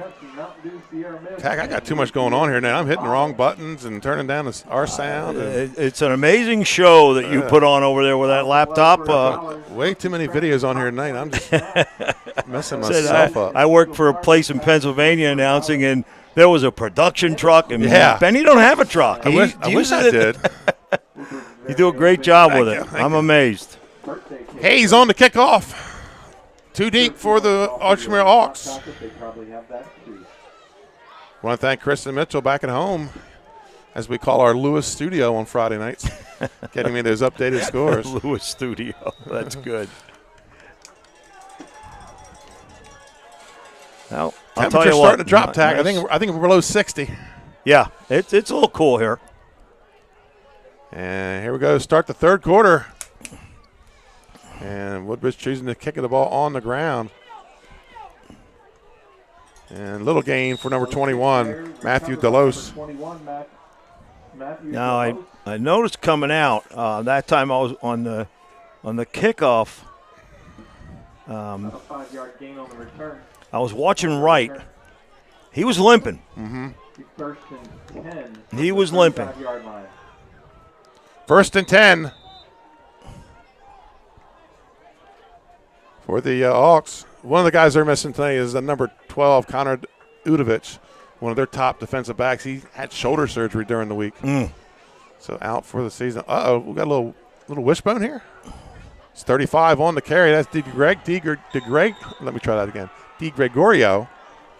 And he's going to pick up about 8, maybe 9 on the play. Yeah. Well, if you're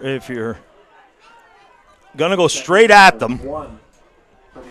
Well, you can't sleep with a 2-touchdown lead on this Archmere team. They came back last week against St. Mark's and came back strong.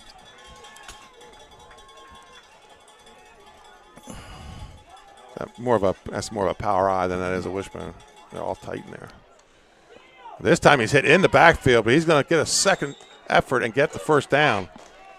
And pushes across the 45 to about the 46-yard line. First down. Deshaun Ford Jackson on the initial hit. Sorry, Benny. That's all right. First and 10 for the Hawks. Their second first down of the game. First down, first and 10. Some big bodies in that backfield. Looks like they got a lineman back there blocking. Number 50, Kevin DeGregorio.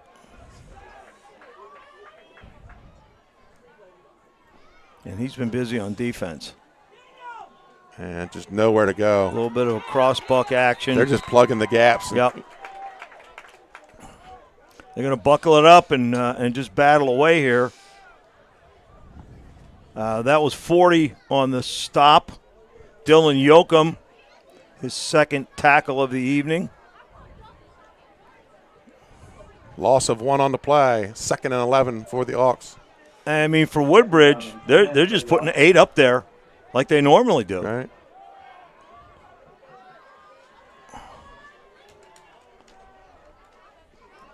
Gets across close to the 50.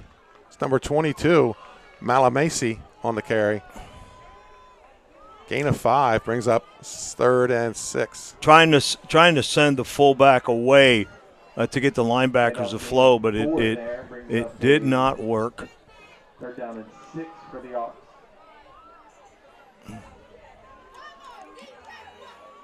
Woodbridge has a lot of people in there, don't they? Yeah, they do. That's DeGregorio. He's going to be close to the first down. May have the first. Handoff up the middle. Ford Jackson was in the backfield, but didn't get to him, and that just left a big gap. No, he didn't. Fourth down. Fourth down. I would imagine they're going to go. It's like a 4th down and maybe half a yard there.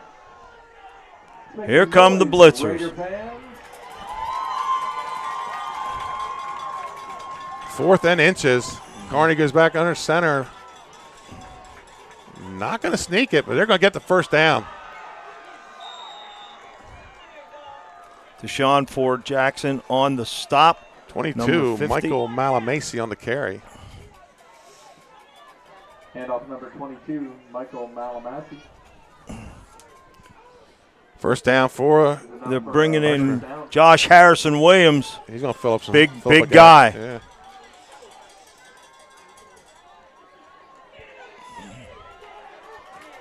hit at the line of scrimmage.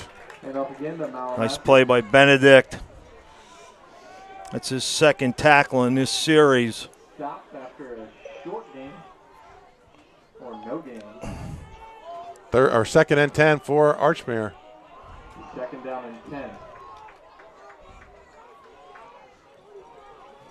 And now they got some tight splits in there too. They're not. Give it to the up back.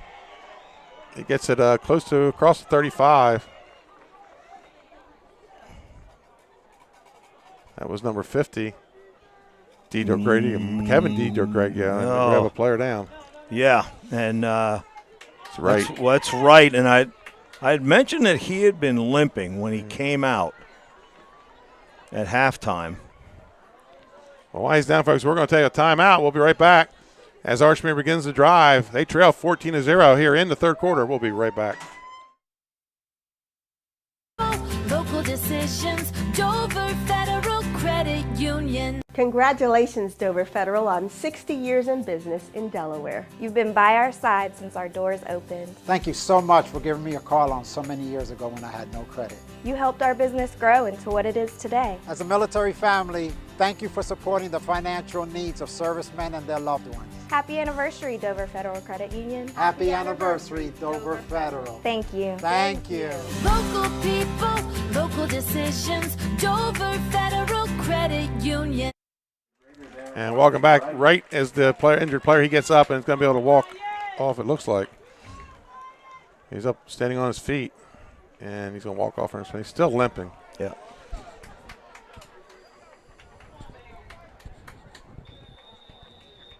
So that's going to bring up 3rd and 6 for Archmere. It looks like Purdue quarterback. He played some linebacker last year. Yeah, he's going to come in and replace him.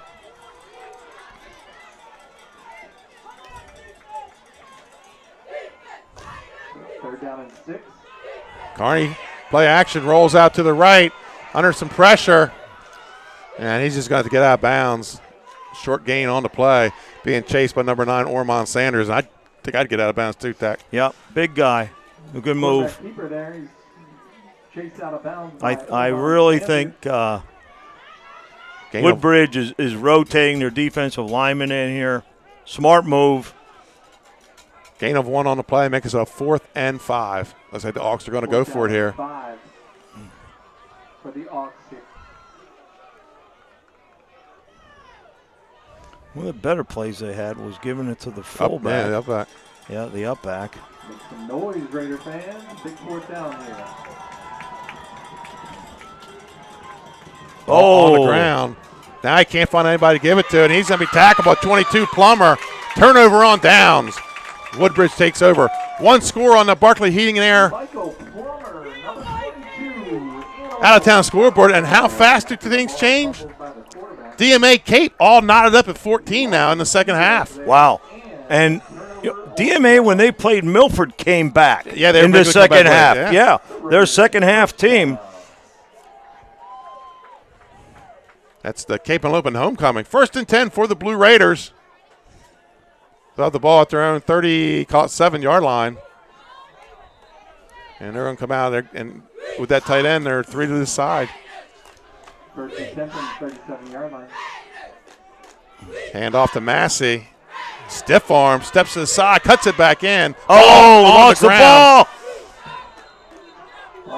And a now flag. A flag.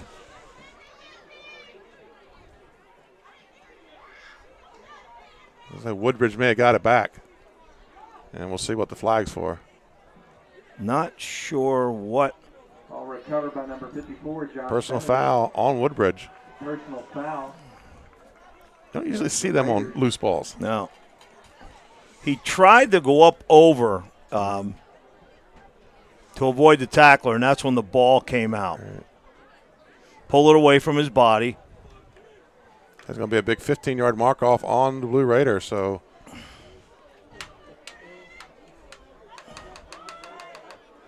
that's I don't know what it was. I didn't see what it was. It looks like it's going to be a dead ball foul because I saw him showing 2 to the yard marker. We'll see if that changes. Woodbridge can't afford to relax. This No, is absolutely too not. good of a football team, Archmere. So there's a second down. So dead ball, foul. Second and 27. And that's going to be Cannon, right side. He's got some running room. Makes a guy miss. He picks up. He's close to that first down. And I think he has it. The sticks are ready to move. First down, Woodbridge. Wow, Cannon gets it all back in one play. And it's enough for a Raiders first down. Harrison Williams, a big tackle over there. 27-yard run there by Tyrese Cannon. Cannon can, great speed.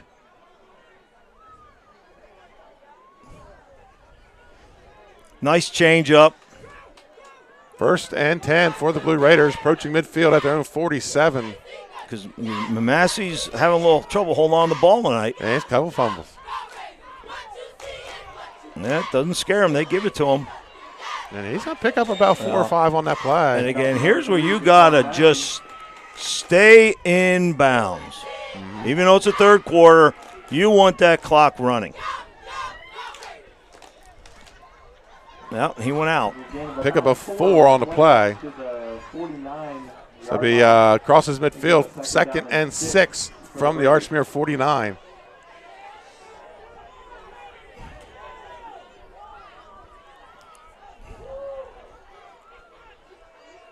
And they go back to that pistol. I don't think he saw the pitch. Massey scoops up the pitch, cuts it back. He's down inside the 30, down near the 20. First down. Wow, what a play, making something out of nothing. And that's going to put us in our Go ahead. Lasher's Barbecue Red Zone. Making me ready for some pit beef. I think they're getting ready to close up for the winner here. DeClan Pearson, 30. Makes a heck of an effort, makes the initial hit. They're now going to say it was an incomplete pass. So there's a flag on the field.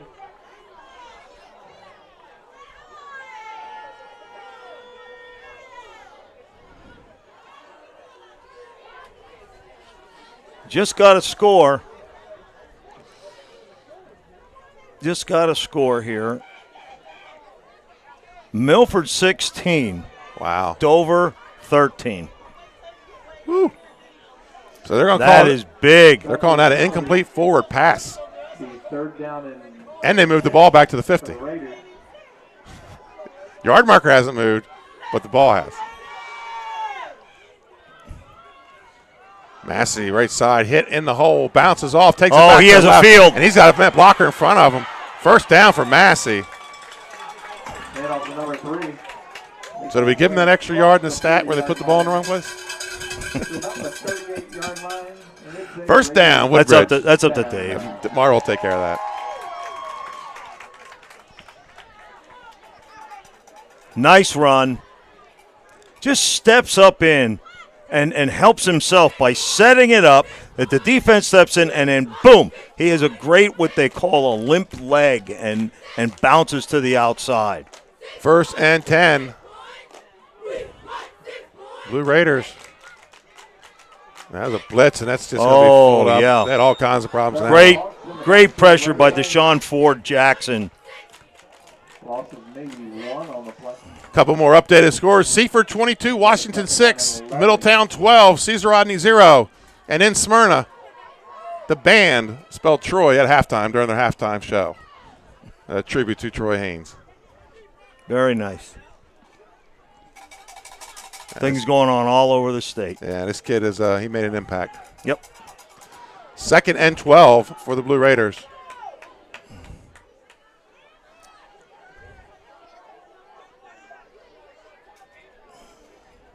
And the pistol again, another miscommunication. Just not able to get. Well, the backs are taking off. Yeah, you're right. You're exactly right. The back's going to have to either go back a step or hesitate for a second. Big loss on the play. That's going to bring up a third and it's about 19. Oh, our quarterback is out. No, What he's on down the are we side. at He's here? on the sideline. He's getting the play from Jed. Oh, okay. He's coming all the Okay. way over. Okay. Looks like Pitt last week, running people all over the place. Noah Matthews checks back in again. Usually he's in there throwing the ball. Yeah, he is a tall drink there. 4 wide. And speed sweep with Massey. Nope. And it's going to be 4th down. Di Gain of about 2 on the Gregorio. play. Di Gregorio's having a heck of a night. It's five solos. Playing fullback. Good football player. 4th down. Purdue on the punt. Or I should say Purdue drops back to punt. And again, he's got that short. He steps up and makes it about a 10-yard snap. Yep. And they come after it. They almost get that one. Maybe there. There it is. Yep. The ball was gone when he hit him. So that'll be a critical first down. And we're going to have a roughing the punter. Roughing the kicker. Yeah, you got to get to the launch point. So study the film, see where he launches from, take it off his foot.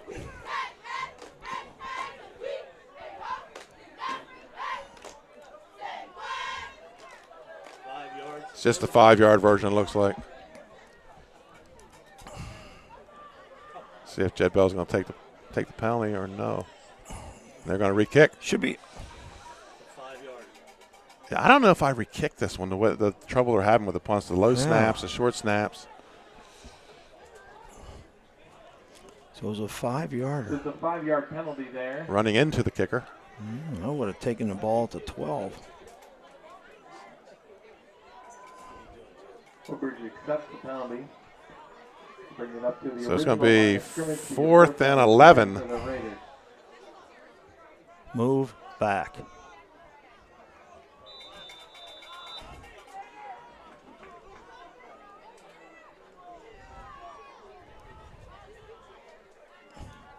Good snap. Blocked. It was blocked, yep.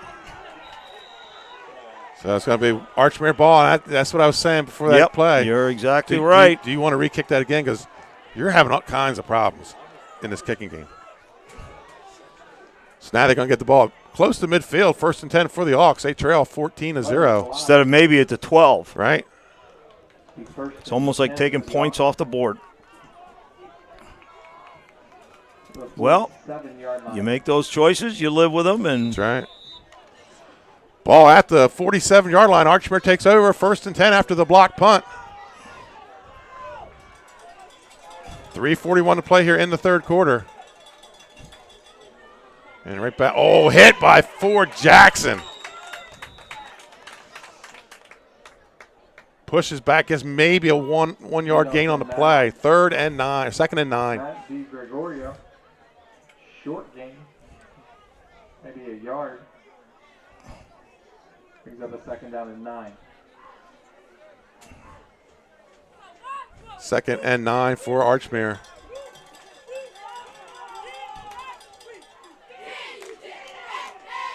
A little bit of delay handoff there. Yep. He's going to pick up about 3 on the play. Brings up 3rd down. You know, if Archmere doesn't score here, they're going to have to loosen back up, Tack. I mean, absolutely. They obviously -6 in the first half is why they've gone to this.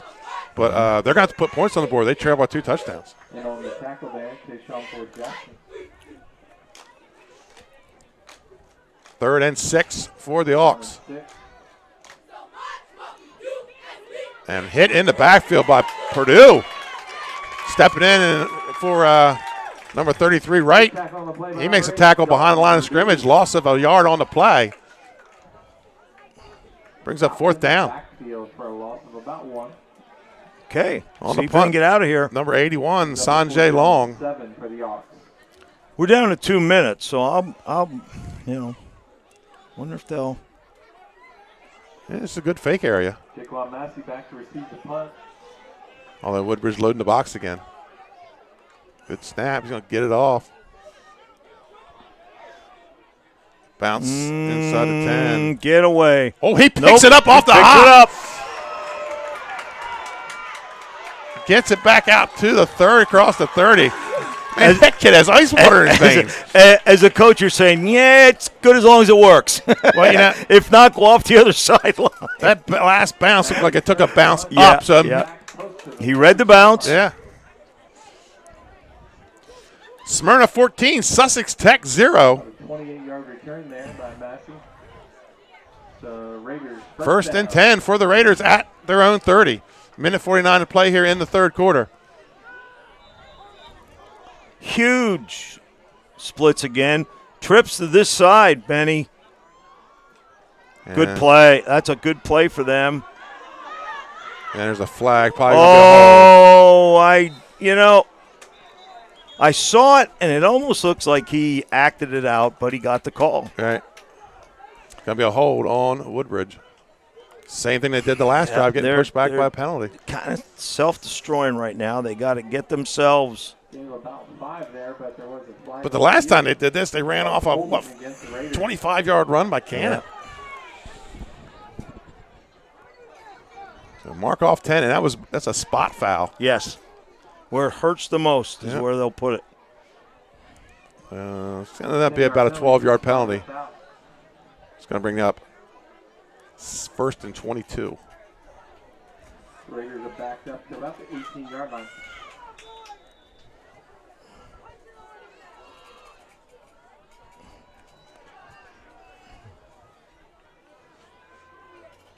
Well, little quarterback draw. Gain of maybe, call it 3 on the play. Some new numbers in there. Purdue probably could have sold that just a little bit more. Yeah. Held up a little bit. Yeah. Michael Kelly, a senior on the tackle for Archmere. Second and 21, gain of 1 on the play. We're down to about a minute.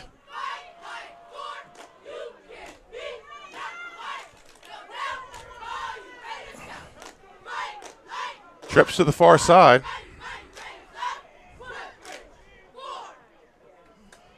Toss to Cannon.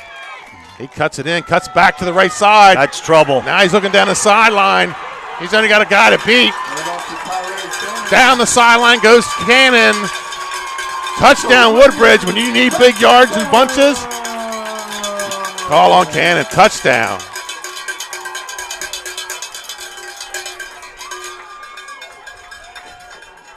So 20-0. 22, I think, when he took off there.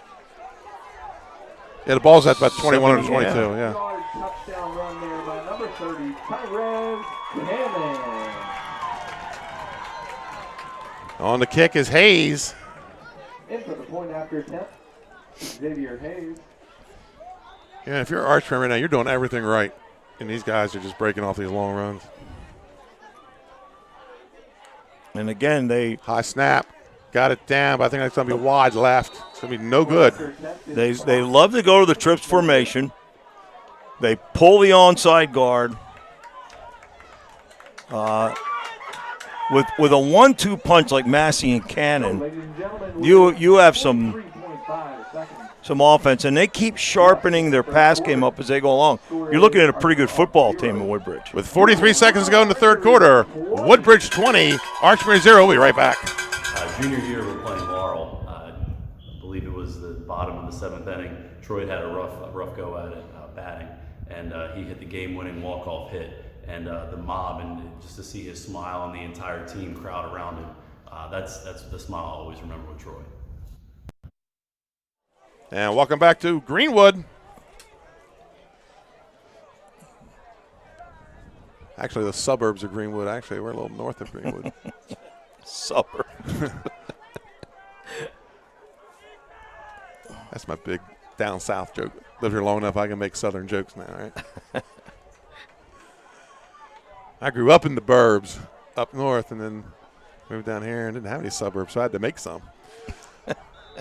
On the kick is Hayes. That's good. And too deep for Archmere. But he's been putting those knuckleballs hard on the ground here most of the day.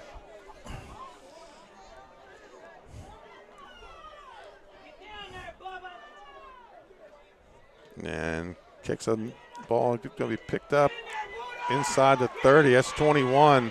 Delos. Big hit by number 20, Michael Brummel. Several Raiders in there, including number 20, Michael Brummel. 20-0 lead for Woodbridge with 38 seconds to go here in the third quarter.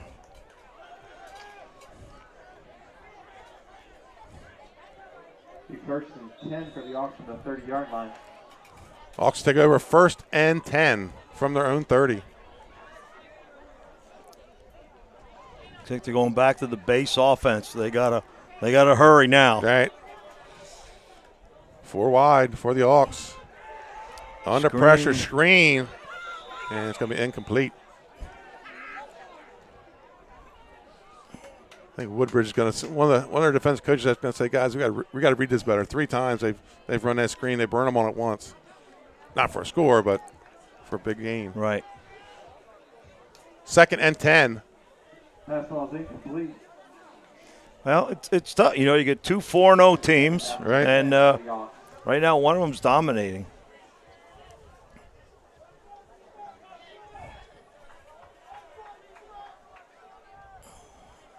Carney in the shotgun. Here comes that little counter. Oh, no, it's a play action. Picked off by number 22, Plummer. And he's going to go pick 6 into the end zone. Touchdown, Blue Raiders. I think that was tipped. It was tipped. Tipped at the behind the line, and then Plummer gets the pick 6.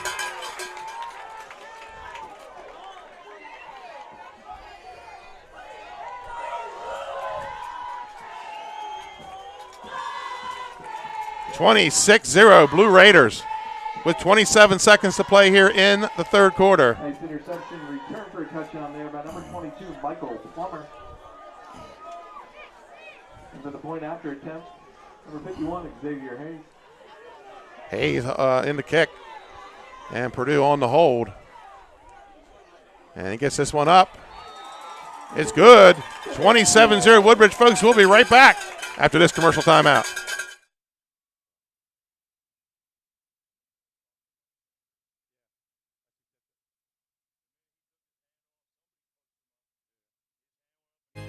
Hi, I'm Scott Kammerer from Soto Concepts. And I'm Lauren from Catch 54 in Fenwick Island, Delaware. Come visit us at Catch 54 overlooking the water in beautiful Fenwick Island, Delaware. See you soon.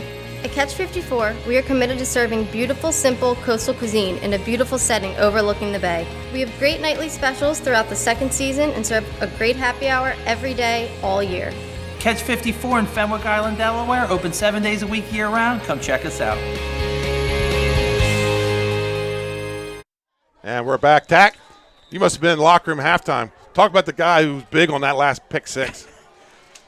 Ormond Sanders, who we had talked about earlier, getting his hand up. Right. The minute the quarterback's hand came off the ball, his big old paw came up in the air and tipped that ball. So he improved from first half to second half. That's Christopher Albero on the carry on the kick return.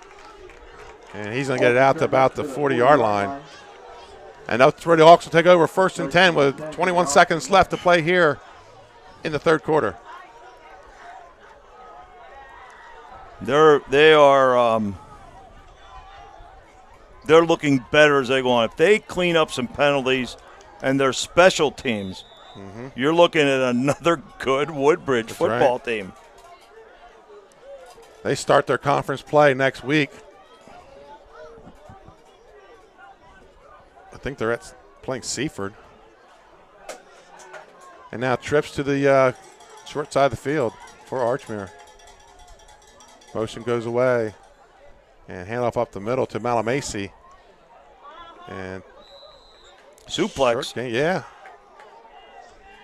There has been a problem with that move in college football.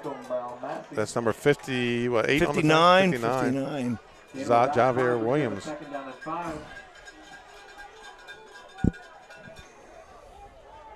And that's the end of the third quarter, folks. To score, Woodbridge 27, Archmere 0. And we're going to take you into the commercial break with another Troy Haynes moment. And Haynes back to pass. He's got Brewer wide open down the field. He's got it. Touchdown. 36-yard touchdown pass, 29-34. Touchdown pass to Michael Brewer. Wow. We've been quitters.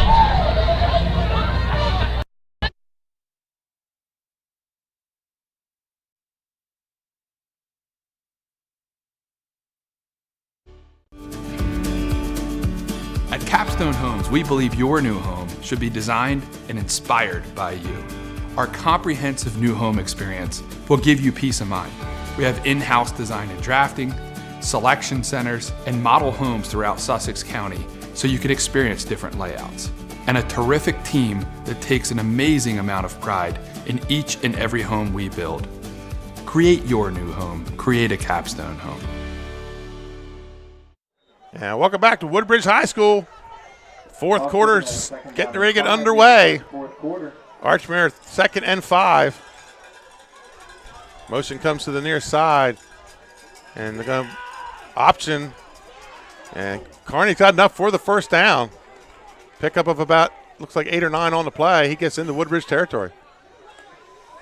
That time, remember earlier in the game, Woodbridge had both pitch and quarterback covered. Right. Jaden Bacon that time, the sophomore.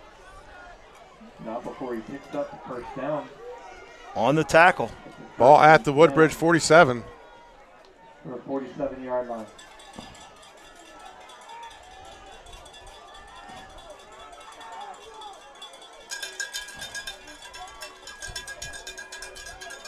Drops back on the play action, under pressure. And he just got to throw it away. Second down. He's going to throw the flag. No, he isn't. Don't hold it. The umpire was going to throw it. He couldn't find his flag. I think they're going to talk about it. No? And there now they're throwing it. Yeah. It's not like college. Right. Where you have to just get it over the line of scrimmage and out of bounds. It's intentional grounding, and that's a loss of down. There's a flag on the play. I'll say this, they got it right. Right.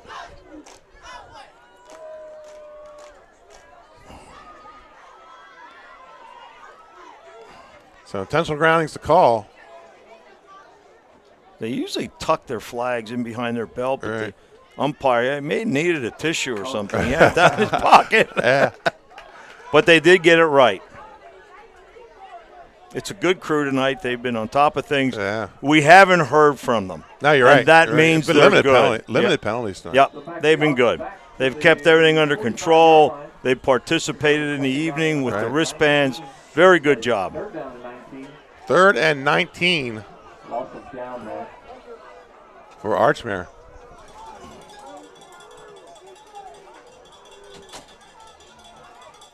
Carney takes the snap. Drops back, looks down the middle of the field. Oh, no, he looked to the left, and that's, broken up. He had a man wide open down the middle. That was number 10, Oliver Kanate. And I think that was Kenny Newton on the breakup. On the breakup.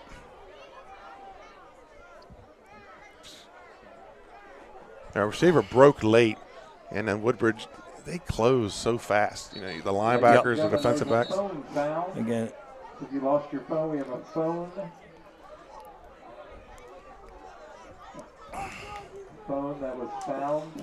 I think the referees are getting together. I think they have the wrong down on the marker. Would you like to claim it?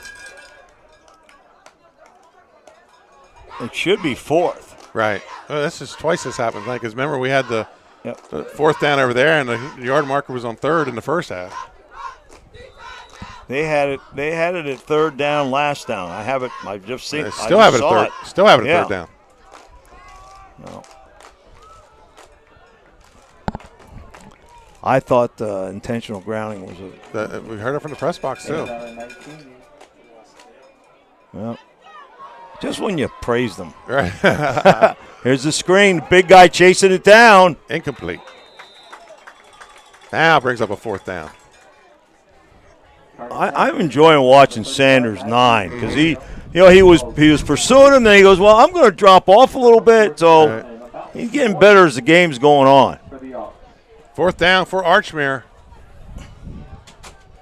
11-12 to play here in the game. They trail 27-0.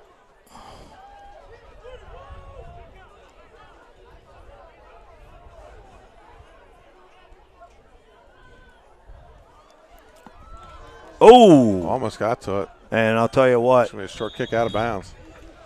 Matthews had the right angle. Just barely missed the ball. Smyrna warming up. They're now up 20-0 on Sussex Tech. Second half.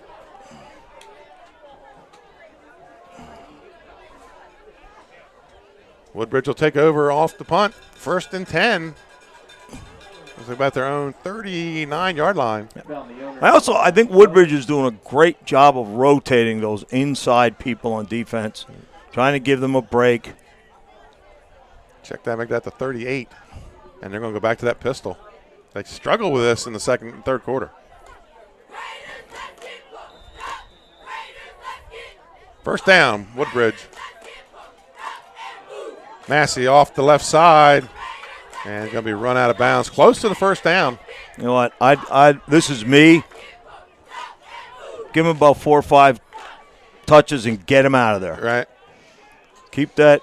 Well, he was over 100 in the first half. That's a first down. Keep that racehorse healthy. Yeah, they got big games down the road. They got Lake Forest and Delmar coming up the last 2 games of the season. An update out of Milford, 20-16 Dover. Wow. But Milford's playing good football. All right. I formation. Trips to the right. Counter. Oh, Massey. Yep. Again, they still don't have that timing. Right.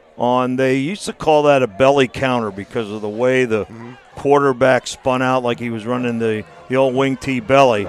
Fake to the fullback, come back to the tailback on the opposite side. Loss of movement. Uh-oh. No, my bad. I was messing yours. This is.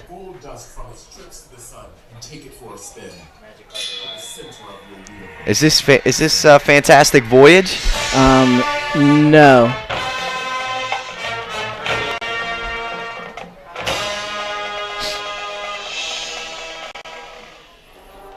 Spooky season, man. Give me some Halloween music.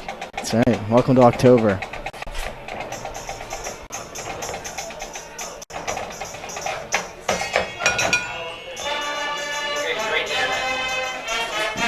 Good. 3-1, 1-3. That's what we're at, right? Middletown 3-1, CR 1-3. That's right.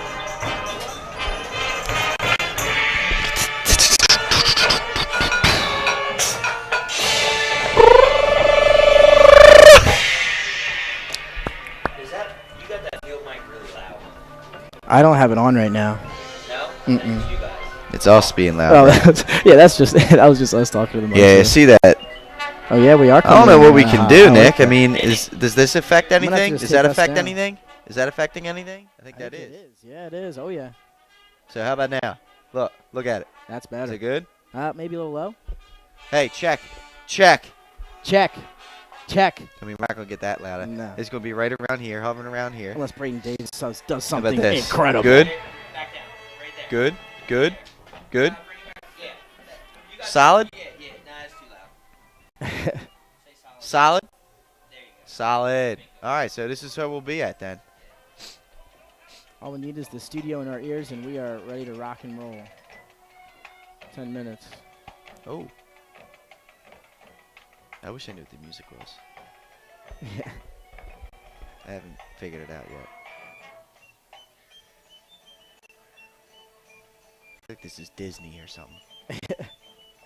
Yeah, right.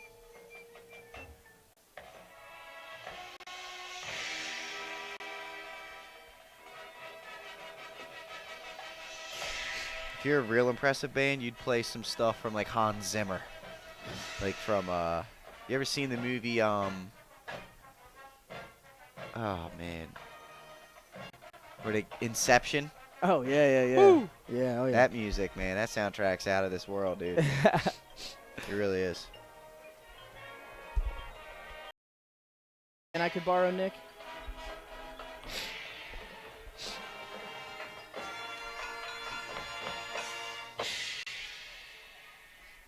Nick Halliday, do you know who their big players are?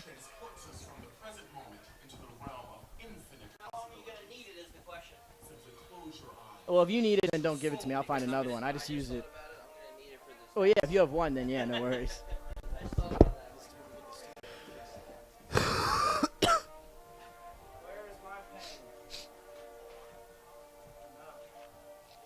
What's up?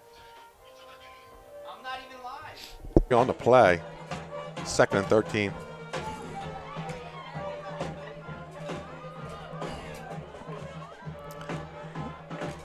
Stay in bounds. Use the whole clock. I formation, trips to the far side. Fullback Cannon takes it across the 50. And off to number 30. Pickup of about 6 on the play. Brings up 3rd down. Tripped up by number 54, Bennett Brooks. 3rd and 8. Brooks on the stop. Brings up a 3rd down and about 8. His second stop of the evening. DeGregorio leading the Hawks with 5 tackles. 3rd down for Woodbridge. Got the big guy out wide. Massey left side, has to reverse field, and there's a whole bunch of white jerseys when he does. He's going to pick up about a yard on the play. It's going to bring up 4th down, and out comes the punt team. Massey makes his way back up to the line of scrimmage. Looks like Sanjay Long He's up a 4th down and for 81 on the stop. for the Raiders. And Purdue goes back to punt. Number 30 back deep. Declan Pearson for the Hawks.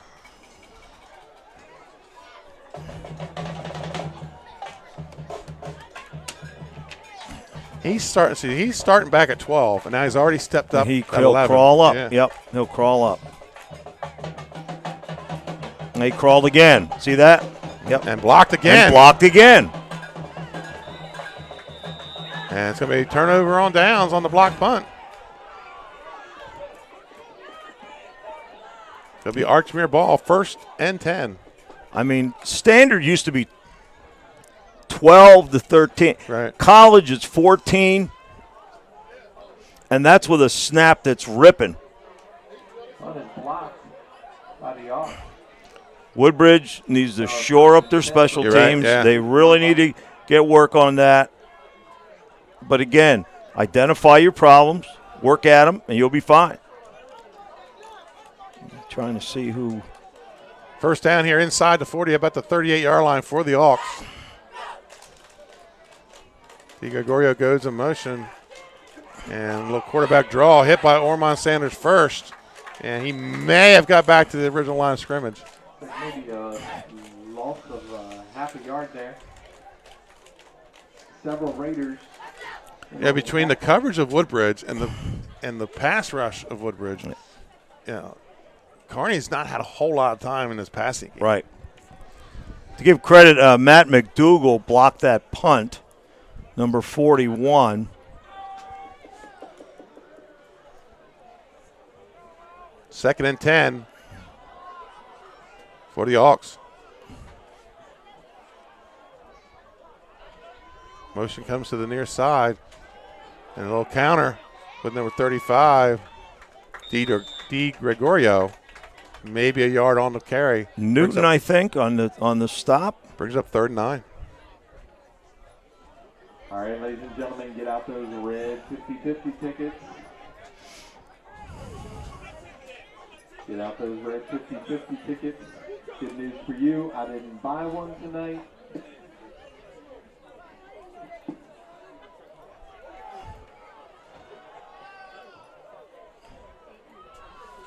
They're burning a lot of clock. They are. They're down under 7 or approaching 7 minutes. 3rd and 8.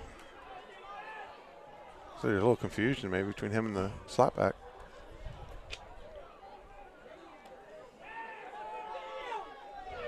Post was open. The post was open right there. Off the fingertips. Yep. Nice throw, though. He was open a little earlier. That's going to bring up 4th and 8, and they're in the got-to-go-for-it mode now. Those red That was the Clan. Pearson ran a heck of a route. The line gave him plenty of time that time. Of course, they didn't come with the big rush. But it gave him plenty of time and just off the fingertips in the end zone. 4th and 8. And we're going to get a whistle. Timeout, Woodbridge. And, folks, we're going to take one with them with a score with 7:03 to play in the game. Woodbridge 27, Archmere 0.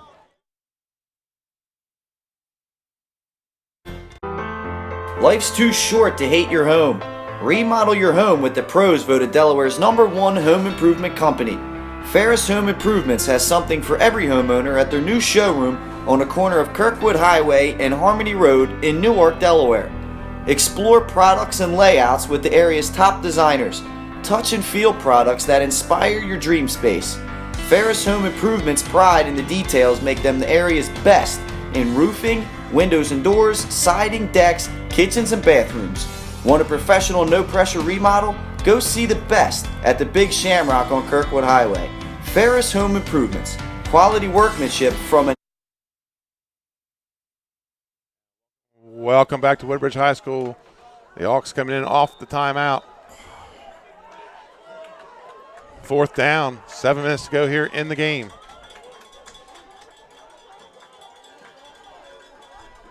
Motion comes to the near side. Carney drops running back. A wheel route. And they're all covered.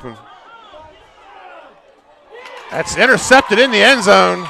You want to bat that one down, but you know what? Hey, kid's excited, made a play. That was number 12, Jordan Evans, on the interception.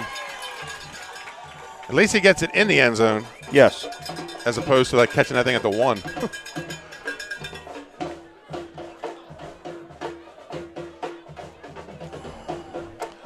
Woodbridge takes over 1st and 10 after the interception at their own 20-yard line. They lead 27-0 here.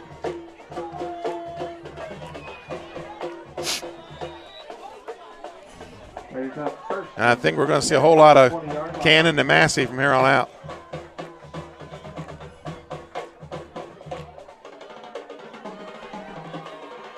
It's going to be Cannon right side. Got some running room. He's going to get out across the 25, close to the 30. Matt DiGregorio, senior, his 3rd stop of the evening. Pickup of 8, or call it 7, 2nd and 3.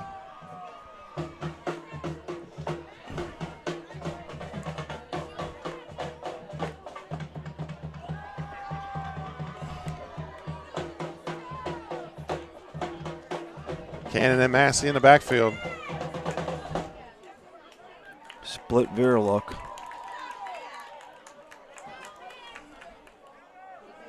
As Massey cuts it back inside. I talked last year. Yeah, I've always thought the Woodbridge offense has a little wing T look to it, but it's not a wing T. And I talked to Coach Manlove last year, and he said this is actually the offense Archmere used to run back in the. Oh yeah. Yeah. 2-1 5-3-5. Tackle that time. Delcan Pearson. 1st and 10 for the Blue Raiders. 60 seconds. Ball looks like it's at about the 36-yard line. Up and down, scream, yell, come running. Little unbalanced look here. Yep. Unbalanced and running the sweep. Cannon on the toss. Cuts it back inside. He's going to pick up about 4 on the play. He has a great knack for when somebody gets even with him to cut back into the grain, and then he'll make the second cut off of that. Right. Very nice. Yeah, you talk about, think as a coach, you're a new head coach. You're coming off a state championship year, and you have to replace Jamon Kane and Richard Massey. Yeah. So you plug in Cannon and Massey. I'm telling you, though, those kids got a lot of time last year. Right. Matt DiGregorio again on the tackle, his 4th.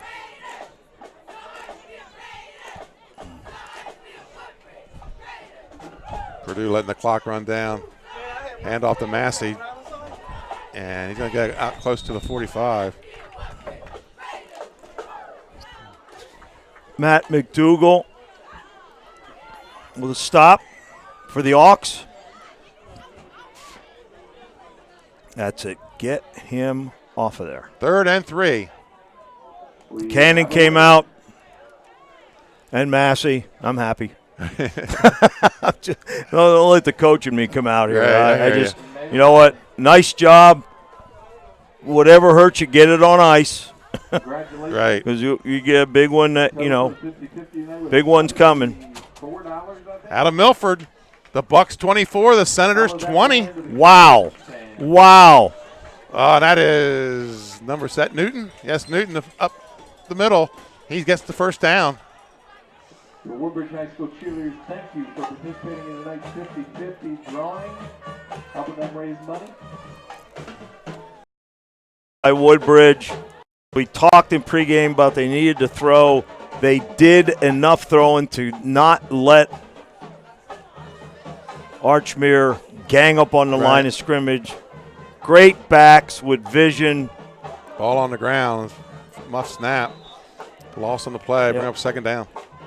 I would say the spin around play out of the pistol, where they're going to have to clean up their timing on that, and then special teams, especially the punt. It's a shame that they don't have a little bit better of a kickoff. That's going to cost them yardage down the line. Under 3 minutes to play. Coach Bell's done a nice job getting them ready for tonight. He has 2nd and 12, and I sent him a message on Sunday night and said, you have a job I don't envy. It's more than about football this week, and and they got to get through Sunday, which is going to be difficult. It's going to be number 5, Jaden Bacon on the carry. He's going to get some positive yardage, about 3 on the play. It's going to bring up a 3rd and 9. Stop that time by Kevin DiGregorio, their leading tackler. Again, he's had 33 tackles on the year, 5 tackles for loss. That is number 6.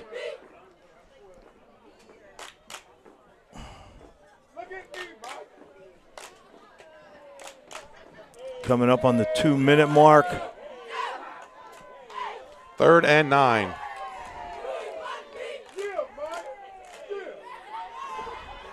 And there's a toss out to Bacon. And he's got some running room. He's got the first down. What an acceleration. He turned his shoulders, went north. The thing, we talked about, here's where these kids are getting time. They're getting valuable varsity experience. First down for Woodbridge. And clock under 2 minutes and running.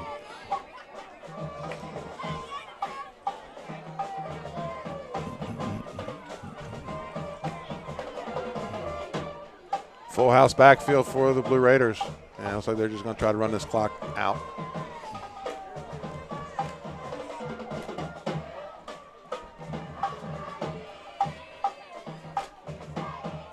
Newton on the carry.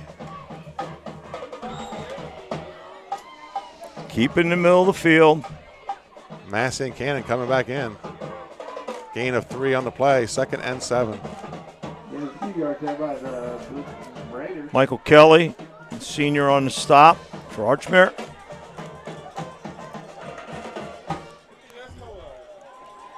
Down under a minute, and this win will. I'm watching Trey Haynes in the back of the huddle. Yeah, just telling the coach, give it to me. Yeah, yeah. Just, this win just gives them a little break from some of the things they have to go through this week. Just playing the game gives them a break. And it is going to be Haynes. And he's got a first down. And I'll say number 2, Trey Haynes. Tackled by Kelly again. First down. And I don't think we're going to see another play. And here come the Woodbridge Blue Raiders to the sideline. Ladies and gentlemen, your final score. The Woodbridge Blue Raiders 27. The Archmere Hawks 0. Folks, we're going to take you out to the commercial with another Troy Haynes moment here at Woodbridge High School. Yep. People say, well, why aren't both That's teams? Haynes. Touchdown, Troy Haynes. Come on for a Blue Raiders touchdown. Quarterback takes it himself.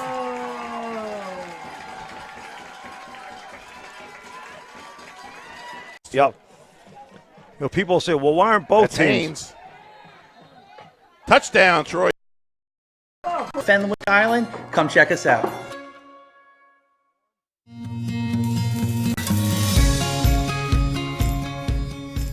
Hi, I'm Scott Kammerer from Soto Concepts. Soto Concepts is an award-winning restaurant group on the culinary coast. We're a chef-driven group. Come check us out. See you soon.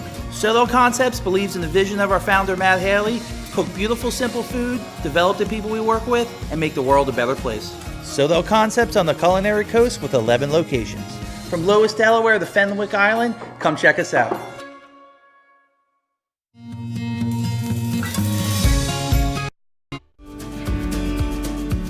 At Capstone Homes, we believe your new home should be designed and inspired by you. Our comprehensive new home experience will give you peace of mind.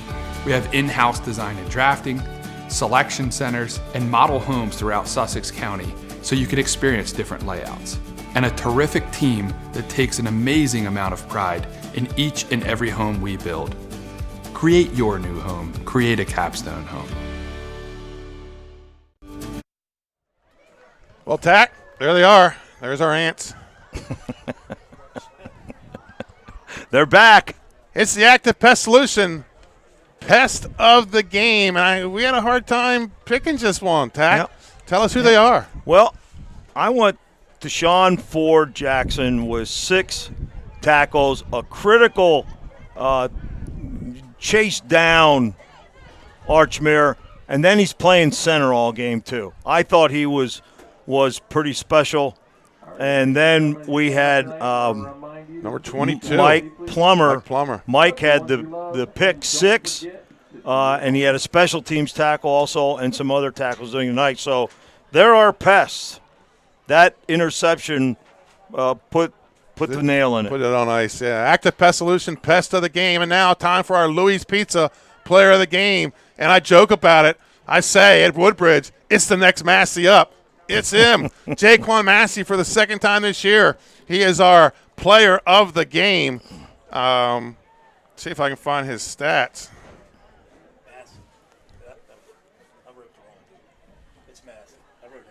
Okay, it's Massey, 22 carries, 157 yards with a touchdown. Jaquan Massey, our Louis Pizza Player of the Game. And let's go to some post-game stats brought to you by Arena's Deli. Archmere, much better game in the second half, 45 yards, 38 of them on the ground, 7 in the air, 2 turnovers, though, and 3 first downs. For Woodbridge, 380 yards total offense, passing 12 yards, 368 on the ground, 14 first downs, and that 1 early turnover. Those are your Arena Deli's post-game stats. Tack, your thoughts on tonight's game? Woodbridge was outstanding. I'm hoping they get back Wyatt Wright, who we see sitting on the bench, who's a heck of a player. I didn't expect the game to be this high scoring for Woodbridge. But what you and I talked earlier, have them throw a little bit, loosen things up. They play great defense. They get the special teams cleaned up. You're going to see a really, really tough team in November at playoff time. Absolutely. Folks, we're going to take you out of this game today on behalf of for 302 Sports, for Jim Tack, my color guy tonight, Dave Marvel on the stats, Trey Mitchell on the camera down there getting pictures of our guys, our players to watch. Ladies and gentlemen, we're going to take you out with Troy Haynes' final touchdown in the state championship game. Honored to myself and Pat Gariantes to make this call. Folks, have a good night and a good weekend. Out of this formation during the regular season against Wilmington Friends. And Haynes got some running room on the right side. Is he in? He's touchdown. In. Haynes, 13-yard touchdown run. What a play there by Haynes, making it happen with his feet. Tremendous play by him.